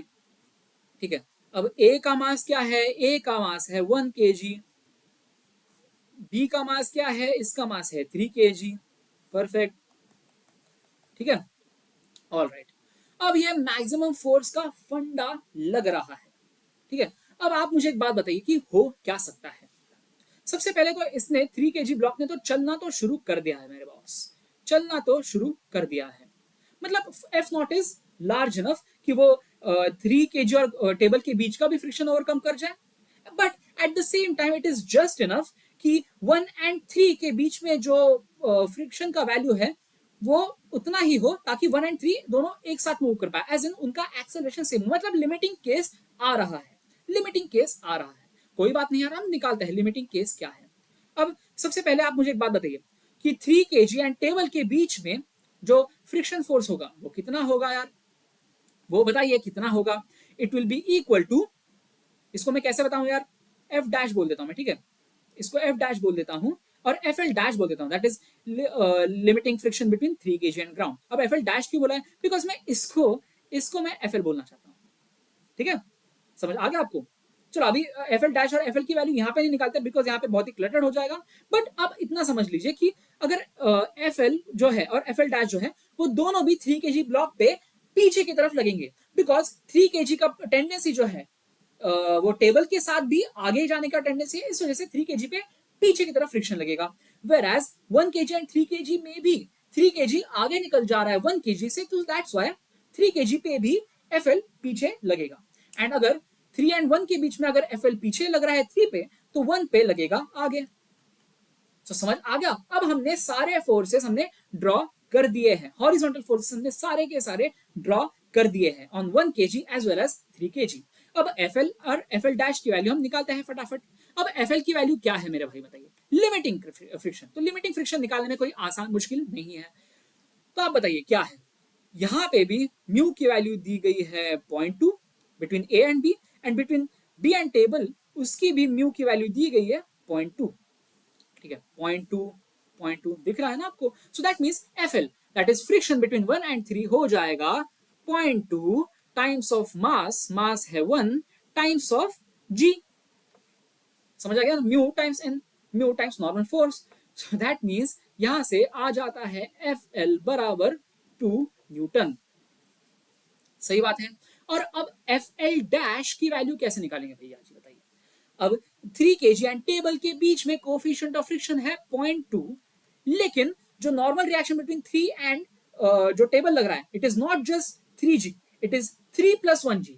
1 और 3 दोनों नॉर्मल रिएक्शन लगा, नॉर्मल फोर्स लगा रहा है ना टेबल। सो दैट मीन्स यहां पे आ जाएगा 3 + 1 टाइम्स g। समझ आ गया? ये एफ एल डैश मतलब यहाँ पे नॉर्मल फोर्स 4g क्यों हो जाएगा, मतलब 3 + 1g क्यों हो जाएगा? बिकॉज दोनों का लग रहा है ना, दोनों लगा रहे धक्का यहाँ पे। Okay, so that means F L dash हो जाता है 0.2 × 4 × 10। तो 0.2 × 4 × 10 क्या हो जाएगा? 2 × 4 that is equal to 8 newton. वाह वाह वाह वाह वाह! अरे अब तो आसान हो चुका है मेरे भाई, अब तो आसान हो चुका है। क्यों आसान हुआ है? अब आप फ्री बॉडी डायग्राम बना लीजिए for 1 kg block. For 1 kg block F L for 1 kg, और शुड आई से फॉर ए, चलो अब चलो यार कोई बात नहीं, अब ए भी छोड़ दिया हमने, 1 kg 3 kg बोल देंगे। अब for 1 kg block F L is equal to 1 times A, और एफ एल की वैल्यू क्या है? 2। यहाँ पे देख सकते हैं आप 2। सो दैट मीन्स यहाँ से हम कह सकते हैं कि A is equal to 2 metre per second square. This is the acceleration of 1 kg block. And हमने क्या कहा था कि acceleration of A and acceleration of B is same. So that means acceleration of 1 kg block and acceleration of 3 kg block is one and the same. Perfect. अब हम निकालेंगे for किसके लिए? For 3 kg block. ठीक है, 3 kg block को yellow में दिखाते हैं हम लोग। फॉर 3 kg ब्लॉक आगे की तरफ फोर्स लग रहा है एफ नॉट, तो एफ नॉट माइनस, अब पीछे की तरफ एफ एल डैश भी लग रहा है, एफ एल भी लग रहा है, तो ठीक है वो भी लिख देते हैं, पहले अभी के लिए लिख देते हैं। ठीक है, F not minus F L dash minus F L is equal to क्या हो जाएगा? 3 टाइम्स ऑफ ए। परफेक्ट। अब आप बताइए F not minus F L dash की वैल्यू हमने निकाल रखी है 8, एफ एल की भी वैल्यू निकाल रखी है 2, इक्वल टू हो जाएगा 3 टाइम्स ए, एंड ए की वैल्यू भी हमने निकाल रखी है 2, सो ये हो जाएगा 3 इंटू 2 इज इक्वल टू 6। सो इसका मतलब ये हो जाता है मेरे भाई कि एफ नॉट हो जाता है 8 plus 2 plus 6, 8 plus 2 plus 6, and यहां से एफ नॉट बराबर 16 न्यूटन आ जाता है, and therefore option 3 is correct. आसान, मतलब रफ एंड रफ दोनों भी ऐसे रफ ही है, बट फिर भी हमने इस क्वेश्चन को इतने आसानी से सॉल्व कर दिया, एंड वो भी बस एक स्लाइड में सॉल्व कर दिया। आई गेस मैंने एक और स्लाइड बोरो करी थी, बट इसकी जरूरत नहीं पड़ी हमें। वाह वाह वाह, सुभान अल्लाह, इंशाअल्लाह। समझ आ रहा है आपको? फंडामेंटल्स क्लियर होना मेरे भाई तो ज्यादा मुश्किल नहीं होती। ओके, चलो एक और क्वेश्चन देख लेते हैं। A boy of mass 50 kg produces an acceleration of 2 meter per second square in a block of mass 20 kg by pushing it on the horizontal direction. The boy moves with the block such that the boy and block have the same acceleration. Okay, there is no friction between the block and fixed horizontal surface, but there is friction between foot of the boy and horizontal surface. Find the friction force exerted by the horizontal surface on the boy. ये अच्छा लगा मुझे, ये question अच्छा लगा। इसमें समझिए मेरी बात थोड़ा सा। इन्होंने क्या करा है कि ये है बंदा, ठीक है, ये बंदा फोर्स लगा रहा है इस तरह से ऑन किस पे, ऑन दिस 20 kg ब्लॉक। ओहो, डायग्राम गंदी बन गई, बट कोई दिक्कत नहीं, ठीक है। बस यहां पे इंटरेस्टिंग चीज ये है ना कि ये जो है, ये पार्ट जो है, दिस इज स्मूथ, मतलब 20 kg does not have any friction force acting on it, but boy and horizontal surface के बीच में तो है मेरे भाई, फ्रिक्शन है। और ऐसा है ना, ये देखिए फंडा कि boy is exerting a friction force of F on the ground, and that's why friction is being exerted by the ground on the boy in the forward direction। ठीक है, अब यहाँ पे लिमिटिंग फ्रिक्शन है नहीं है ये आपको जरूरी नहीं है, ठीक है। This is not necessarily limiting friction. समझ आया आपको? अब इसका हाथ को ऐसे दिखा देते हैं, ठीक है, ये हाथ ऐसे लगा रहा है। ओके, अब आप मुझे एक बात बताइए, बॉय पे ये 20 kg वाला ब्लॉक कुछ फोर्स लगा रहा है क्या? डेफिनेटली लगा रहा है, डेफिनेटली लगा रहा है, पीछे के डायरेक्शन में लगा रहा है। मतलब इसके हाथ पे, मतलब ये हाथ जो है, ये हाथ जो है 20 kg पे आगे की तरफ फोर्स लगा रहे हैं। सो दैट मींस 20 kg वाला ब्लॉक पी बॉय के ऊपर पीछे की तरफ एक फोर्स लगाएगा। समझ आया? सो दैट मींस 20 kg पे एक फॉरवर्ड हॉरिजॉन्टल फोर्स F लग रहा है, वेयर एज बॉय पे पीछे की तरफ वही उतना ही फोर्स लगेगा। So, समझ आ गया आपको? So, इसका मतलब है बॉय पे we have a forward force of small f that is friction, जो ब्लू में दिखा रहा है ना मैंने। बॉय पे फॉरवर्ड डायरेक्शन में स्मॉल f फोर्स लग रहा है, वेयर पीछे के डायरेक्शन में कैपिटल F फोर्स लग रहा है। वेयर जो ब्लॉक पे है बस फॉरवर्ड डायरेक्शन में कैपिटल F फोर्स लग रहा है। Perfect, and we have the condition that both of them are moving together. यहाँ पे लिखा हुआ है ना कि both the boy and the block are moving with the same acceleration. ठीक है, सही है। चलो एक बार लिख देते हैं, सारी चीजें लिख देते हैं। Boy has net force equal to F small f minus capital F। ठीक है, 20 kg block has force capital F। ठीक है, अब यहां पे क्या दे रखा है? Acceleration of boy is the same as acceleration of 20 kg block। So, इसका मतलब क्या हो गया मेरे भाई? इसका मतलब तो बस यही हो जाता है कि net force acting on the boy divided by the mass of the boy is equal to net force acting on 20 kg block divided by mass of 20 kg block। अब net force acting on boy क्या है बताइए? Small f minus capital F, right है? Perfect. Upon क्या है बताइए? Upon mass of boy क्या है? यहाँ पे दे रखा है mass of boy is 50। Okay, is equal to, अब इसके ऊपर क्या है? हॉरिजॉन्टल फोर्स लग रहा है, इसके ऊपर 20 kg ब्लॉक पे लग रहा है capital F। Perfect, capital F upon mass of 20 kg block क्या है? It is equal to 20। यही है। And acceleration of boy and acceleration of 20 kg block दे रखा है क्या? इन्होंने दे देखा, अरे हाँ दिया तो है मेरे भाई, यहाँ पे दिया तो है 2 मीटर पर सेकंड स्क्वायर, 2 मीटर पर सेकंड स्क्वायर दिया तो है। सो दैट मींस इसको हमें इक्वेट करना है 2k। समझ आया आपको? सो यहाँ से हम कह सकते हैं capital F by 20 is equal to 2। सो कैपिटल F हो जाता है 40 न्यूटन। परफेक्ट।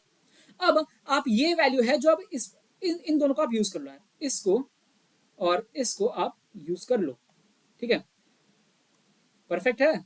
अब small f minus of capital F की वैल्यू क्या है 40 अपॉन 50, इसको बराबर कर दो 2k। सो यहां से आ जाता है small f minus 40 is equal to 50 into 2, that is equal to 100। So यहां से f आ जाता है 100 plus 40 that is equal to 140 newton. So इसका मतलब यह हो जाता है कि friction between the boy and the ground is equal to 140 newton and therefore option B has to be correct. समझ आया आपको? आसान था यार, इसमें कोई मुश्किल थी नहीं, नहीं थी ना मुश्किल। अब कुछ लोगों को पता है, मुझे डाउट आया होगा, अरे भैया यहाँ पे 50 kg जो मतलब बंदा है एंड हॉरिजॉन्टल सरफेस है, उसके बीच में तो कोफिशिएंट ऑफ फ्रिक्शन तो दिया ही नहीं है भैया, तो हम अब इस क्वेश्चन को सॉल्व कैसे करेंगे? अरे आपको कोफिशिएंट ऑफ फ्रिक्शन की जरूरत है ही नहीं यहाँ पे, क्योंकि यहाँ पे स्टैटिक फ्रिक्शन लग रहा है जो कि लिमिटिंग फ्रिक्शन के वैल्यू तक पहुंच ही नहीं रहा है। स्टैटिक फ्रिक्शन लगता है तो हमें नहीं फर्क पड़ता कि म्यू की वैल्यू क्या है। Okay, is it clear? I hope it is clear यार। ओके, एक और एक क्वेश्चन देख लो यार। अब कितने क्वेश्चंस बचे हम देख लेते हैं, 1 2 3 4 5। ओहो 5 क्वेश्चन बचे यार, कोई दिक्कत नहीं, हो जाएंगे, फटाफट कर लेंगे हम लोग, टाइम है अपने पास, टाइम काफी टाइम है। Okay, in the figure M A is equal to M B is equal to M C is equal to 60 kg। मतलब एक ब्लॉक ए है जो ब्लॉक बी के ऊपर है एंड एक पर्सन है सी, तीनों का वजन है 60 kg, ठीक है, और तीनों का मास है 60 kg। The coefficient of friction between C and ground is 0.5, ठीक है, यहां पे mu is equal to 0.5, perfect. Between B and ground is 0.3, यहां पे म्यू इज इक्वल टू 0.3 है एंड ए एंड बी के बीच में है म्यू इज इक्वल टू कितना 0.4। सही है, ओके, कोई दिक्कत नहीं, सारे अलग अलग म्यू के वैल्यूज दे रखे हैं, हम डर जाएंगे इनको लगा, अरे हम नहीं डरते ऐसे क्वेश्चन से, हम नहीं डरते, ठीक है। अब सी जो है, ये बंदा जो है, it is he is pulling the string with the maximum possible force without moving.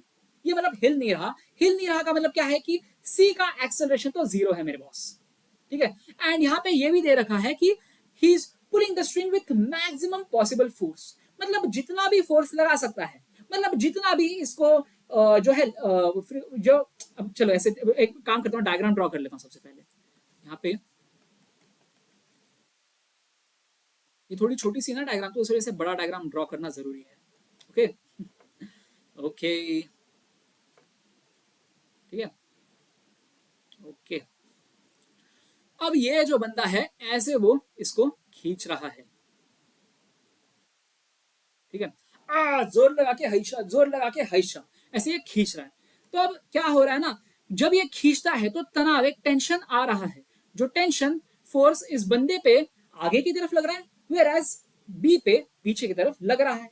समझ आ रहा है ना, टेंशन फोर्स जो ये स्ट्रिंग है बिटवीन बी एंड सी, ठीक है, ये बंदा क्या कर रहा है ना, इस स्ट्रिंग को खींच रहा है, एकदम जोर से वो खींच रहा है, ठीक है। अब इसका वजह से क्या हो रहा है ना, ये जो टेंशन जो है, टेंशन की वजह से बंदा जो है, उस बंदे को, ये जो पर्सन सी जो है, इसको आगे जाना चाहिए, लेकिन ये जा नहीं रहा।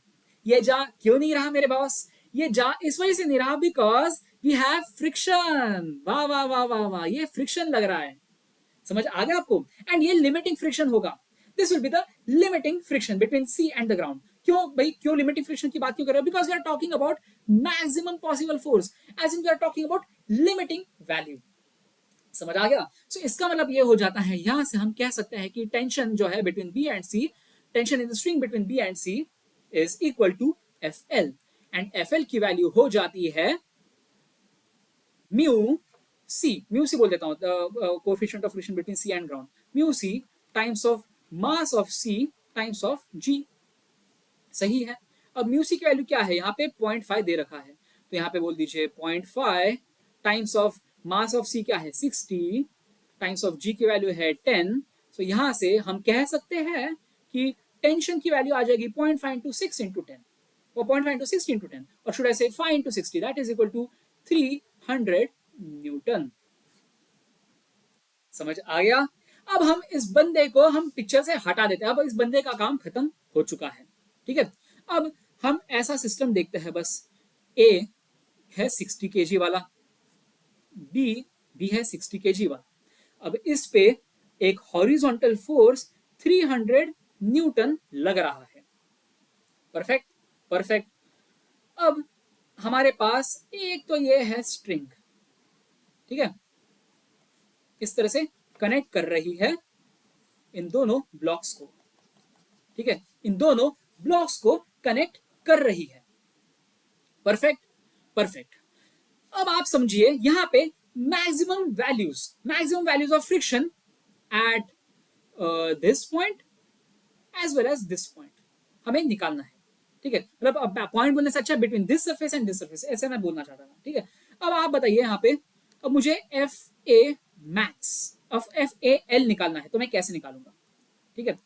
इससे पहले सरहद बना लो यहाँ पे यार, वरना आप कंफ्यूज हो जाओगे, ये भी ब्लू है वो भी ब्लू है, ठीक है। ये मैंने सरहद बना ली, ठीक है। अब ये बताइए एफ ए एल मैक्सिमम और should I say limiting friction between A and B कितना होगा। This will be equal to mu A times of M A times of G. समझ आया क्यों? क्योंकि बस अब ए का मास कंसिडर होगा, फिर थोड़ा से बस ए का वेट कंसिडर होगा, and that will B equal to the normal force between A and B, and we will have to multiply that with mu A, that is coefficient of friction between surfaces A and B. समझ आया आपको? And similarly अब यहाँ पे मुझे limiting friction between this block B and ground निकालना है, तो उसको मैं एफ बी एल कह रहा हूं मैं, ठीक है। तो यहाँ पे हो जाएगा म्यू बी टाइम्स, यहाँ पे it will not just be M B, यहाँ पे हो जाएगा M A plus M B times of G. समझ आया आपको?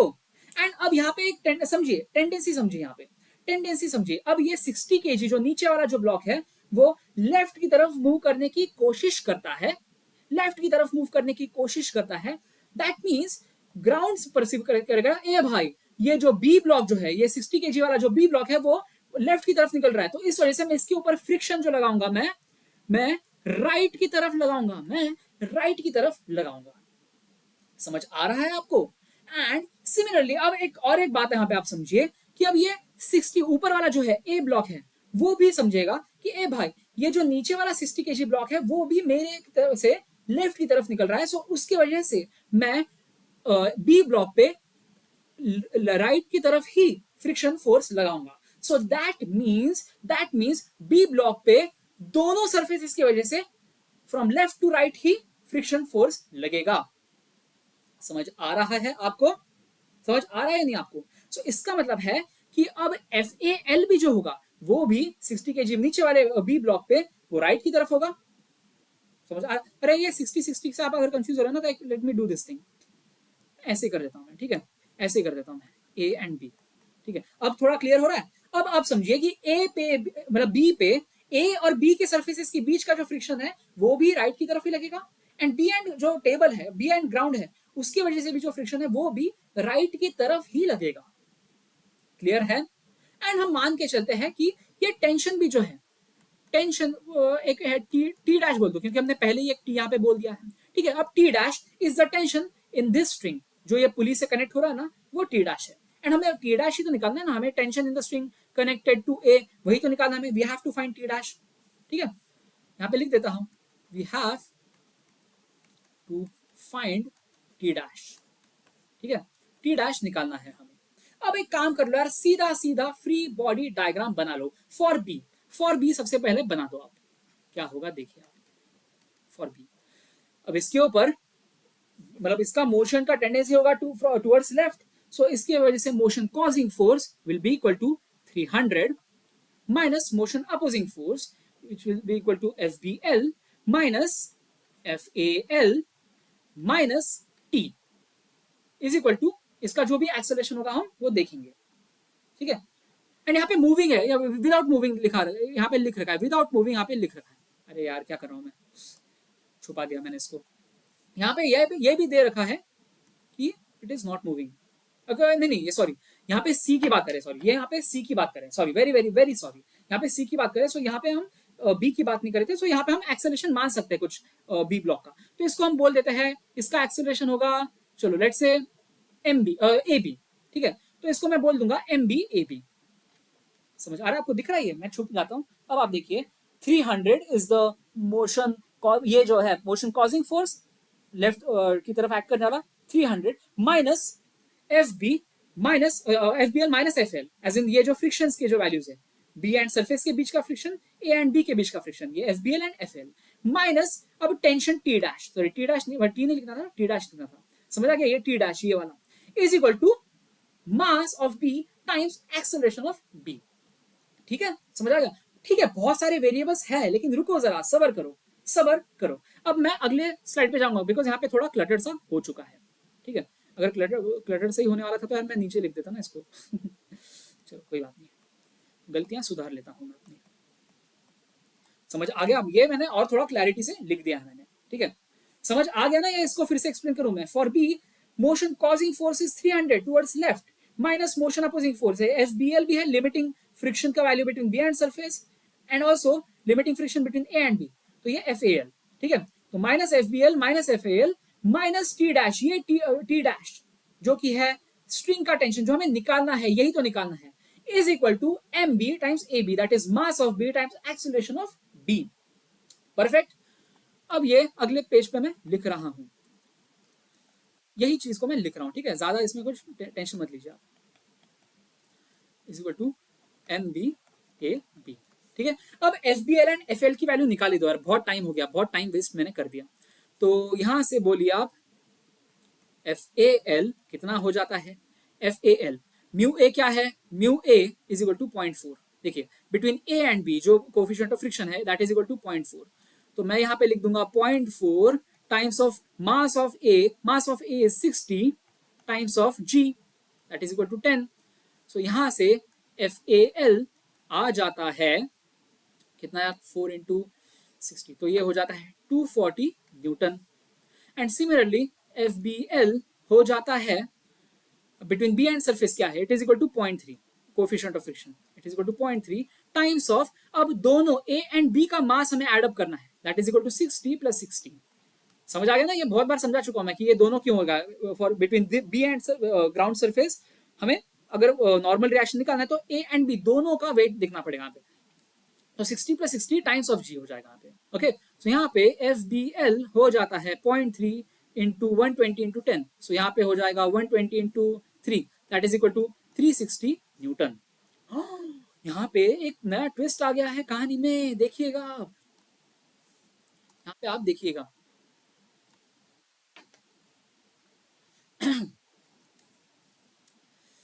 देखिए देखिए देखिए क्या हो रहा है,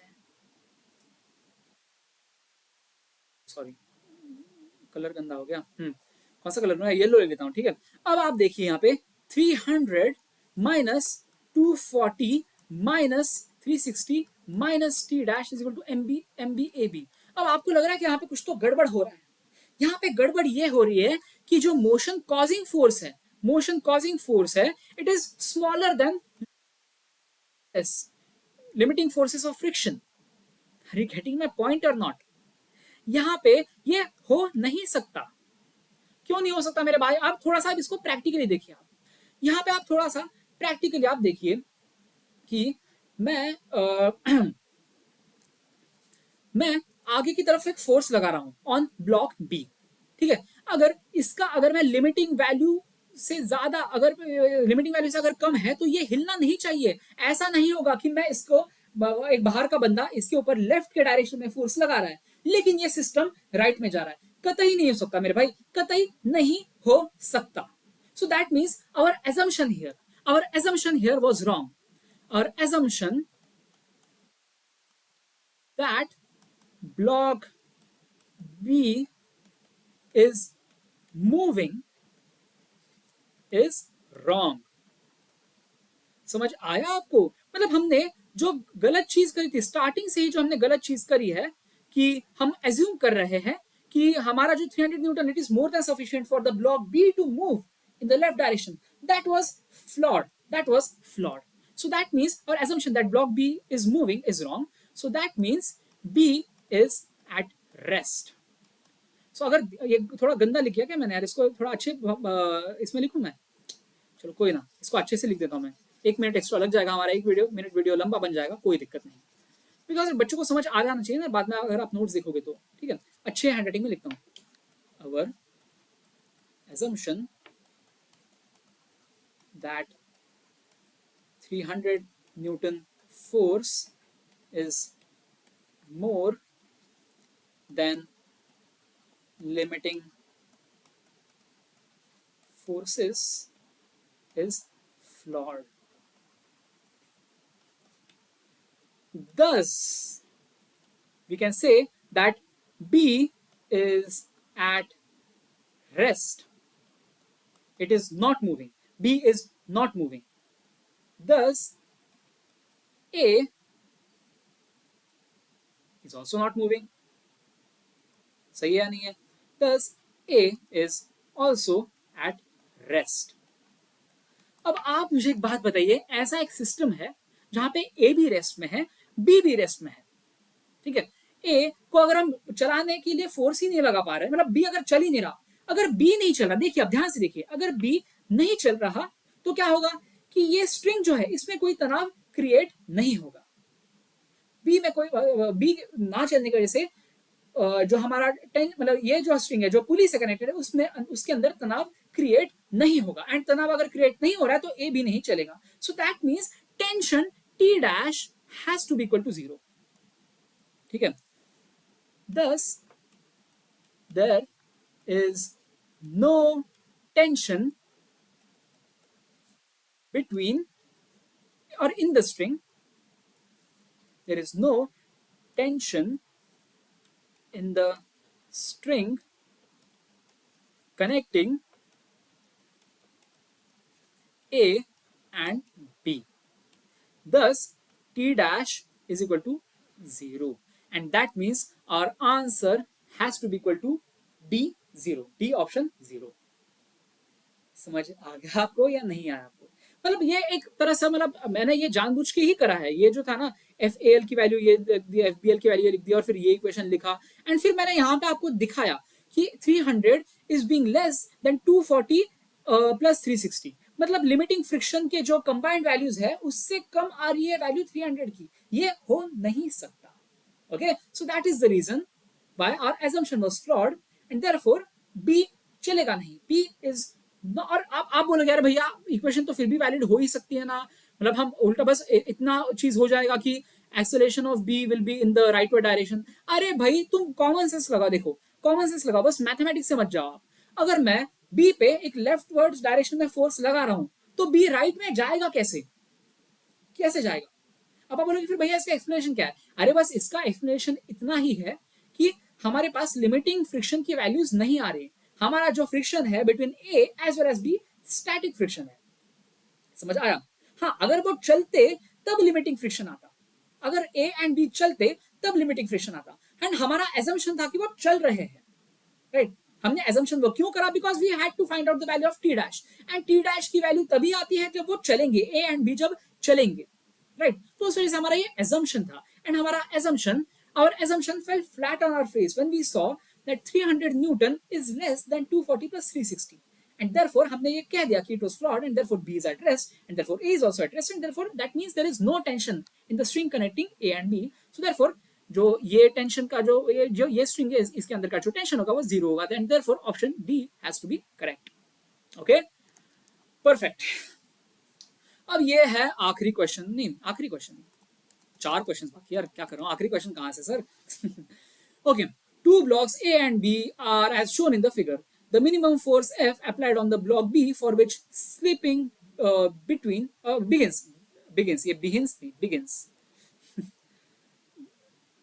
slipping begins between B and ground.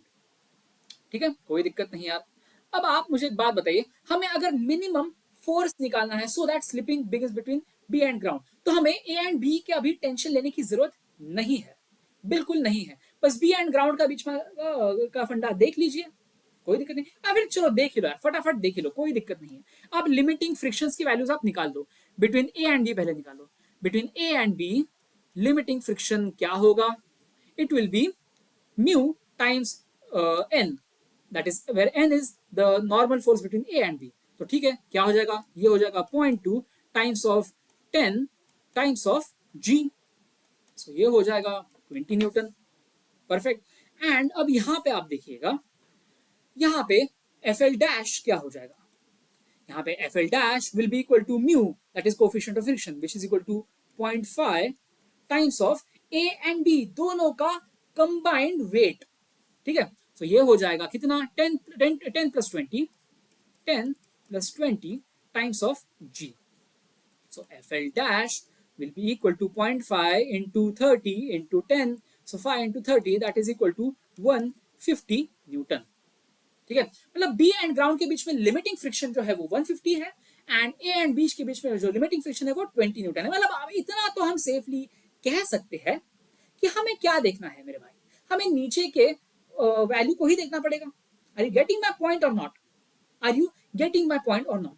मतलब अब ये जो है लिमिटिंग फ्रिक्शन, हमने इस वैल्यू को हमने क्रॉस कर दिया, हमने once we cross this limiting friction का वैल्यू, तो फंडा क्या होगा मेरे भाई? मतलब ये जो सिस्टम है, बी ब्लॉक तो है, कम से कम चलना शुरू कर देगा। It will start slipping with the ground, with respect to ground. खत्म बात। अब हमें ए एंड बी के बीच में देखने की जरूरत ही क्या है? Are you getting my point? Thus, when F exceeds 150 Newton, friction between B and ground won't be enough to stop it from slipping. समझ आ गया आपको?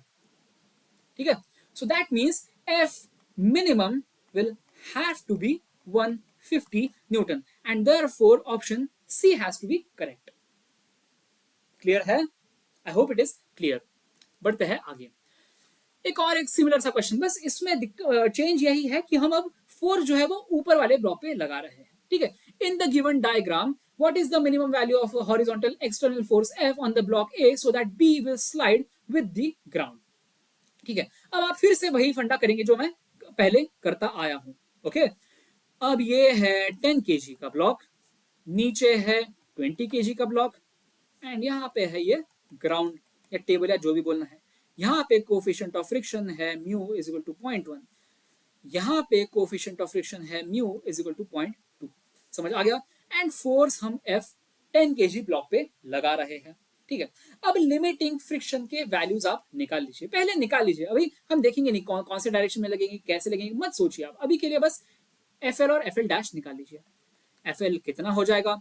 It will be equal to mu times normal, that is 0.2 times of 10 times of g is equal to कितना हो जाएगा? 0.2 into 10 into 10 which will be equal to 20 newton. ठीक है, and similarly यहाँ पे हम बोलेंगे F L dash will be equal to 0.1 into, अब क्या हो जाएगा? 10 प्लस 20। ठीक है, हाँ 10 प्लस 20। मुझे लग रहा था पिछले क्वेश्चन में मैंने 10 प्लस 20 नहीं करा था, बट करा था मैंने थैंकफुली। ठीक है, इंटू जी। समझ आ गया? 10 प्लस 20 क्यों? क्योंकि दोनों का वजन जो है ना इस सरफेस पे लग रहा है ना, दोनों का वेट का मतलब जो नॉर्मल फोर्स है लग रहा है 10 प्लस 20 दोनों वेट्स का। तो इस वजह से मैं यहाँ पे लिख रहा हूँ एफ एल डैश निकालने के लिए coefficient of friction times of 10 plus 20 times of G. Okay, so that will be equal to 30 newton. Perfect है, बिल्कुल बिल्कुल परफेक्ट है मेरे भाई। ओके, अब आप यहाँ पे समझिए, यहाँ पे एक दिक्कत हो चुकी है मेरे बॉस। यहाँ पे क्या दिक्कत हुई है यार? अब आप समझिएगा, इस सरफेस पे 10 kg एंड 20 kg के बीच में मैक्सिमम जो फोर्स हो सकता है, फ्रिक्शन फोर्स जो हो सकता है, that is equal to 20 newton. लिख भी देता हूं मैं। ठीक है, maximum friction between 10 kg and 20 kg is equal to 20 Newton. But for 20 kg block, to start slipping with ground. क्या होगा बताइए? हमें we have to overcome this 30 newton force. We have to overcome FL dash is equal to 30 Newton force, which is not possible with FL. मतलब ये FL जो है, ये FL जो है, जो FL जो फोर्स जो 20 kg पे लगता है वो आगे की तरफ लगता है, but it is just not enough to counter the effect of FL dash. So इसका मतलब है कि there is just no possibility, there is no possibility that 20 kg block will move. Thus, there is no way block B will move. ठीक है, 20 kg block can move. मतलब हम F की कितनी भी वैल्यू बढ़ा देना यार, यहाँ पे F को हम इन्फिनाइट तक भी ले जाए ना, FL जो है that is the friction between 10 kg block and 20 kg block, it is capped at 20 newton value. तो हम 20 न्यूटन वैल्यू ही हम 20 kg ब्लॉक पे आगे की तरफ इनडायरेक्टली लगा सकते हैं, लेकिन 20 newton value is not enough to counteract or overcome this 30 newton value. So that means हम 20 kg ब्लॉक को ग्राउंड के साथ स्लाइड नहीं करा सकते. So that means not possible. Option D is the right answer. Correct है? समझ आ गया आपको? ओके. अब यहाँ पे पूछा है कि the minimum force F so that the block A will slip on block B. अरे ये तो आसान है मेरे भाई. अब हमने यहाँ पे क्या निकाला है वैल्यू बताइए? ये 20 न्यूटन हमने वैल्यू निकाला है. अब जैसे ही F का वैल्यू जो है 20 न्यूटन के आगे चला जाता है, तो अब क्या हो जाएगा बताइए यार आप? अब ये 21 या 22 वगैरह आगे इसके ऊपर फोर्स लग गया. ठीक है, इसके ऊपर क्या हो रहा है? 21 या 22 या 23 इतना ज्यादा फोर्स लग रहा है, लेकिन इसके ऊपर थोड़ा कम लग रहा है. सो इसकी वजह से दे विल लूज टच और दे विल लूज. अब चलो एक बार दिखाई देता हूँ मैं, चलो आपको दिखाई देता हूँ. अगर नहीं ऐसे वर्बली नहीं समझ आ रहा तो आपको मैं दिखा ही देता हूँ. ओके, ठीक है. अब इसका है ये फोर्स. अब हमें क्या करना है? इनके बीच में रिलेटिव स्लाइडिंग करानी है. 10 kg एंड 20 kg के बीच में रिलेटिव स्लाइडिंग हमें करानी है. अब इतना तो सिद्ध हो चुका है, इतना तो सिद्ध हो चुका है कि 20 kg block is not moving. ये तो है एट रेस्ट, ये तो मूव नहीं कर सकता. क्यों नहीं कर सकता? अरे हमने यहाँ पे बोला तो है ना मेरे भाई कि 20 kg block is not sliding with respect to the ground. So ये नॉट मूविंग है. सो इसका मतलब है कि हमें अगर ब्लॉक ए को स्लाइड कराना है with respect to block B, so all we have to do is we have to ensure that F is more than FL value. समझ आ गया आपको? इसको मैं लिखूं भी क्या यार? अरे चलो लिख देता हूं यार. ठीक है. अब ये by the way this is the continuation, ये question is the continuation of the previous question. ठीक है, तो ये just in case you didn't figure it out. ठीक है. Since we have already proved that 20 kg won't slide. Now, in order to slide a 10 kg block against 20 kg block, all we have to do, all we need to do is that F का जो value है it has to be greater than FL. F का value has to be greater than FL. So that means हमारा जो minimum आ जाता है value F minimum has to be equal to FL. समझ आया नहीं? मतलब ये हो जाएगा 21 न्यूटन, 22 न्यूटन, 23 न्यूटन, लेकिन FL is capped at 20 newton. तो 10 kg ब्लॉक तो आगे चलना शुरू कर दिया, लेकिन 20 kg ब्लॉक अपनी जगह पे ही रह गया, तो स्लाइडिंग शुरू हो चुकी है. सो मिनिमम वैल्यू जो है हमारी, हमें चाहिए 20 newton for the 10 kg block to slide on 20 kg block. So that means option B has to be correct. समझ आया या नहीं आया बताइए? समझ आ जाना चाहिए यार आपको ये. Okay, perfect. अब आ गए हम आखिरी क्वेश्चन पे मेरे बबुआ. ठीक है, आखिरी क्वेश्चन में भी 3 सब क्वेश्चंस हैं, बट कोई दिक्कत नहीं. In the arrangement shown in the figure, masses of 2 blocks are Ma is equal to 4, ये है 4, and MB is equal to 2. ठीक है, कोई दिक्कत नहीं. Coefficient of friction between A and the horizontal ground is mu1 is equal to 0 and that between A and B is equal to 0.5. Find the acceleration of block B if यहाँ पे if लिखना भूल गए लोग, कोई दिक्कत नहीं यार. ठीक है, if F जो है, जो हम ब्लॉक ए पे जो फोर्स लगा रहे हैं वो 10 न्यूटन है, फिर बाद में 30 न्यूटन है, फिर 36 न्यूटन है, तो चेंजेस कैसे होते हैं वो हमें समझना है. तो यहाँ पे क्या हो गया भैया जी, ये है रफ स्मूथ सरफेस का फंडा. समझ आया है नहीं यार? देख लीजिए आप. एम बी की वैल्यू क्या है, इसका है मास है 2, जो नीचे वाला ब्लॉक है उसका मास है 4. ठीक है, ये सरफेस है स्मूथ, तो यहाँ पे म्यू इज इक्वल टू 0 है. एंड ये ऊपर वाला जो है 2 kg एंड 4 kg के बीच का जो सरफेस है वो है, उसका कोएफिशिएंट ऑफ फ्रिक्शन है म्यू इज इक्वल टू 0.5. ठीक है, और ये बात है इन्होंने म्यू 2 लिखना चाहिए था, बट कोई दिक्कत नहीं. हमने यहाँ पे 2 kg एंड 4 kg के बीच के जो सरफेस है उसके बीच का कोएफिशिएंट ऑफ फ्रिक्शन हमने बोल दिया है 0.5. ओके, अब इसके ऊपर एक एफ फोर्स लग रहा है. अब मैंने क्या बताया था, फंडा बताइए आप सबसे पहले. जब हम एफ को थोड़ा सा वैल्यू देते हैं, हम एफ की वैल्यू अगर तुच्छ हो, थोड़ी सी छोटी सी वैल्यू हो, तो क्या होगा, since the ground is smooth और the surface between 4 kg block and the ground is smooth, so थोड़ी सी भी वैल्यू हो तो ये सिस्टम चल पड़ना शुरू हो जाएगा. समझ आया मैंने क्या बताया था, ये वाला फंडा, ये वाला फंडा कहाँ गया यार, smooth rough force on lower block, ये वाला फंडा. देखिए क्या बोलते हैं, there is friction between M2 and ground, thus in order to move M2 will have to overcome limiting friction. ये मैंने पहले ही बताया यार, अब क्या ये फिर से वही चीजें समझा रहे हैं आपको. रफ स्मूथ समझाना था ना मेरे को, रफ स्मूथ. ठीक है, ये वाला फंडा, force on lower block. Initially as F increases gradually, M1 and M2 will move together. M1 and M2 will move together. That is, acceleration of M1 and M2 will be equal to F is equal to M1, A is equal to F upon M1 plus M2. Are you getting my point or not? Rough smooth surface मतलब ऊपर वाला surface rough, नीचे वाला surface smooth. ठीक है, ये वाला. ठीक है, अब हम फोर्स को ग्रेजुअली इंक्रीज करते हैं तो दोनों एक साथ कॉम्बो में चलेंगे. लेकिन अगर एफ की एक वैल्यू एक बियॉन्ड, मतलब एफ की वैल्यू जो है एक एफ नॉट से ज्यादा हो चुकी है, तो उसके बाद क्या होगा, M2 will move faster, M1 will move slower. ठीक है, तो हमें वही देखना है, हमें वही देखना है कि वो एफ नॉट वैल्यू कौन सी है, या फिर वो भी नहीं देखना, हमें बस जानना है कि कैसे कैसे वो चेंज हो रहा है फंडा. ठीक है, चलो मैं एक बार लिख ही देता हूं, ये चीज मैं लिख देता हूं जो मैंने वहां पे लिखी हुई थी. ठीक है, इनिशियली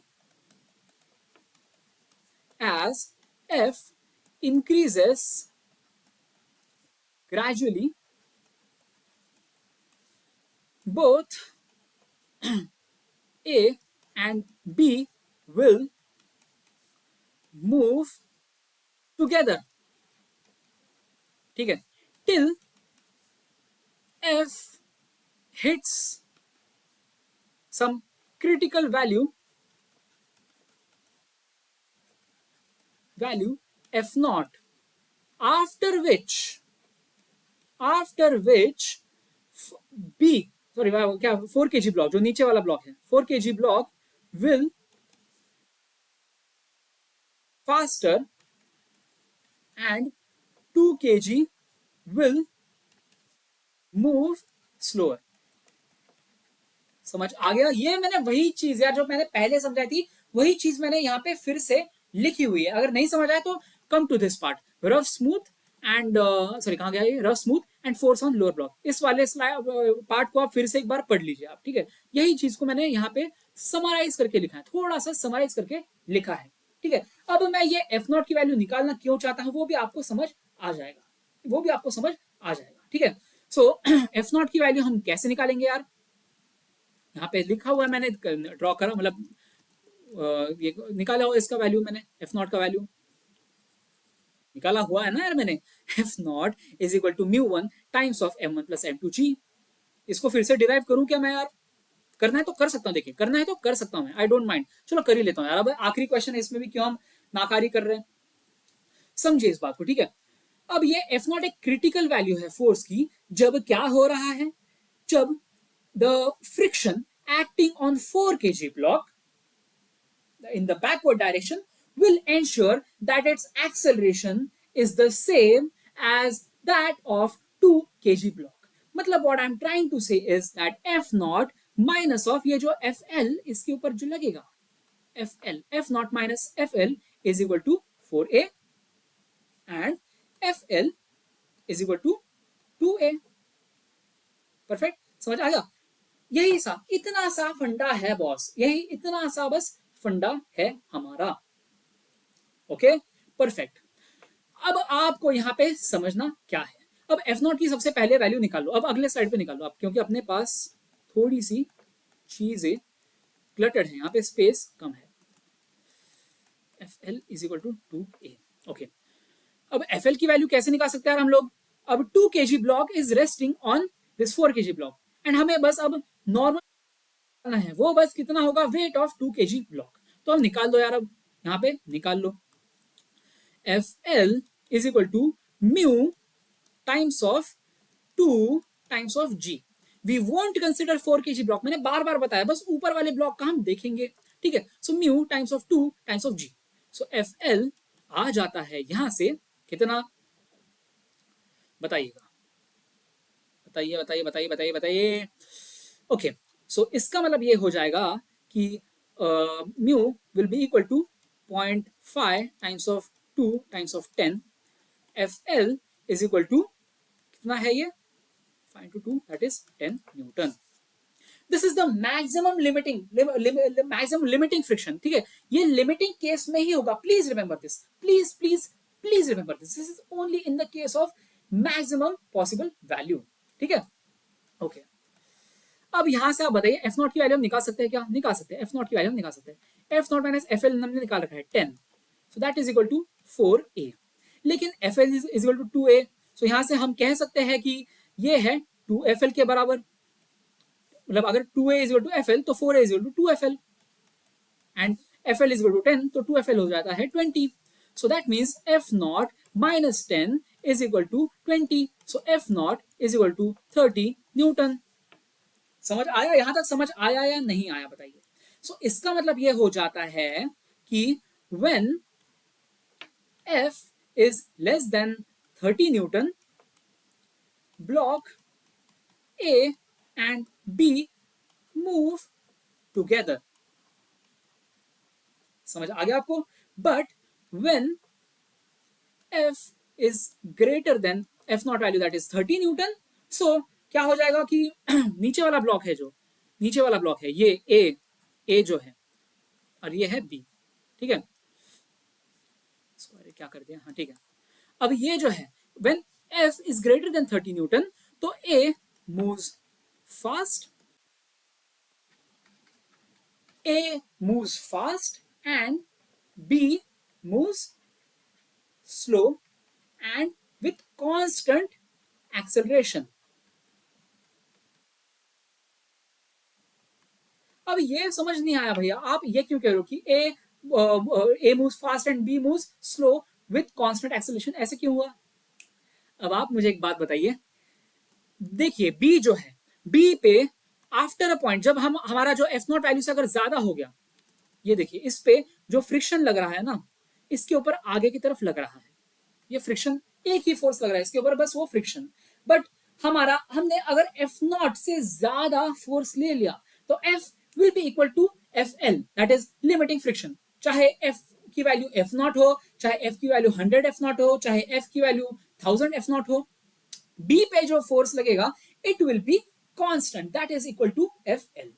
समझ आ गया? ये लिखूं क्या यहाँ पे यार? लिखने की जरूरत है? चलो लिख भी देता हूं, because constant F L force on B when F is greater than 30 Newton, तभी ये होगा, तभी ही ये होगा। समझ आ गया?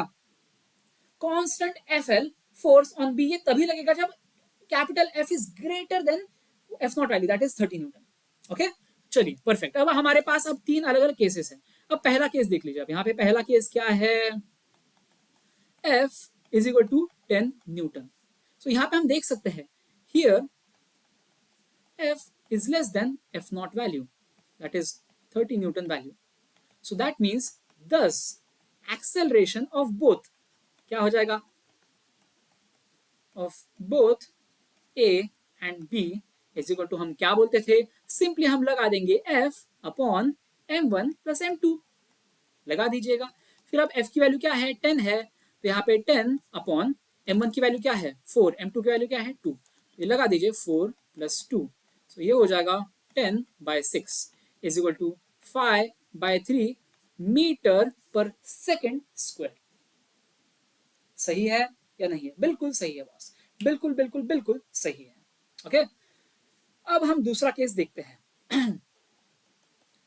F इज इक्वल टू क्या पूछा उन लोगों ने यार, F is equal to 30 newton. ओहो 30 न्यूटन। हियर इसका मतलब ये आ गया है ना कि F is equal to F not, that is 30 newton. तो ये है लिमिटिंग केस। सो इसका मतलब लिमिटिंग केस हो या F greater then F not हो, तो इस केस में हमने क्या बताया था, हियर फोर्स ऑन B, ठीक है, हमें देखिए एक्सेलरेशन ऑफ बी ही निकालना ना, ब्लॉक बी ही निकालना हमें एक्सेलरेशन, तो हमें फोर्स ऑन बी क्या बोलेंगे हम लोग, it is constant that is equal to F L is equal to कितना बोला था हम लोगों ने, एफ एल की वैल्यू क्या बताई थी, एफ एल की वैल्यू निकाली थी क्या हम लोगों ने, एफ एल की वैल्यू हमने निकाली थी 2a, चलो लिख भी देता है इसको, एफ एल सॉरी यहाँ पे F L is equal to 10 newton, ठीक है, F L is equal to 10 newton हमने निकाला था। सही है या नहीं है? सो दैट मीन्स क्या होगा बताइए इसमें, दस acceleration of B is equal to force acting upon B divided by mass of B, and mass of B क्या है यार, mass of B is 2, so that means इसका acceleration हो जाएगा 5 मीटर पर सेकेंड स्क्वायर। सही है, समझ आया या नहीं, 30 न्यूटन पे acceleration of block B is 5 metre per second square. अब तीसरा केस देख लेते हैं हम लोग, ठीक है, अब यहाँ पे क्या है, F is equal to 36 newton. अरे मैंने क्या बोला था यार, here as F is greater than F naught, now force on B won't change, force on B अब चेंज नहीं होगा, सो अब acceleration of B will be again 5 metre per second square. समझ आया? And a very important insight जो मैं blue में लिख देता हूं, फॉर F ग्रेटर देन और equal to 30 newton, acceleration of B will be equal to 5 metre per second square, no matter what the value of force is, चाहे वो 30 हो, चाहे वो 36 हो, चाहे वो 3600 हो, चाहे वो 36,000 हो। अब जो एक्सेलरेशन ऑफ ब्लॉक बी होगा, एक्सेलरेशन ऑफ ब्लॉक बी होगा वो 5 मीटर पर सेकेंड स्क्वायर ही होगा। समझ आया क्यों होगा, क्योंकि it is capped, limiting friction की वैल्यू उससे ज्यादा बढ़ नहीं सकती, इस वजह से उसकी वैल्यू कैप हो चुकी है। Simple. Okay then I guess we are done with friction as well. तो इसके बाद हम करेंगे एडवांस के क्वेश्चंस। अब आपको लग रहा होगा कि अरे भैया ये जो हमने क्वेश्चंस करे थे वो एडवांस के नहीं थे, अरे वो भी थोड़े बहुत एडवांस के थे, लेकिन अब हम आगे के जो वीडियो में एडवांस के क्वेश्चंस हम एक्सक्लूसिवली बस एडवांस के ही क्वेश्चंस करेंगे, और उसमें हम एनएलएम के भी कुछ कंसेप्ट्स ऐड करेंगे, फ्रिक्शन के भी ऐड करेंगे, बहुत मजा आएगा। ओके चलो, that being said, I thank you all for being extremely sincere, extremely disciplined, and I hope to see you soon in the next lecture.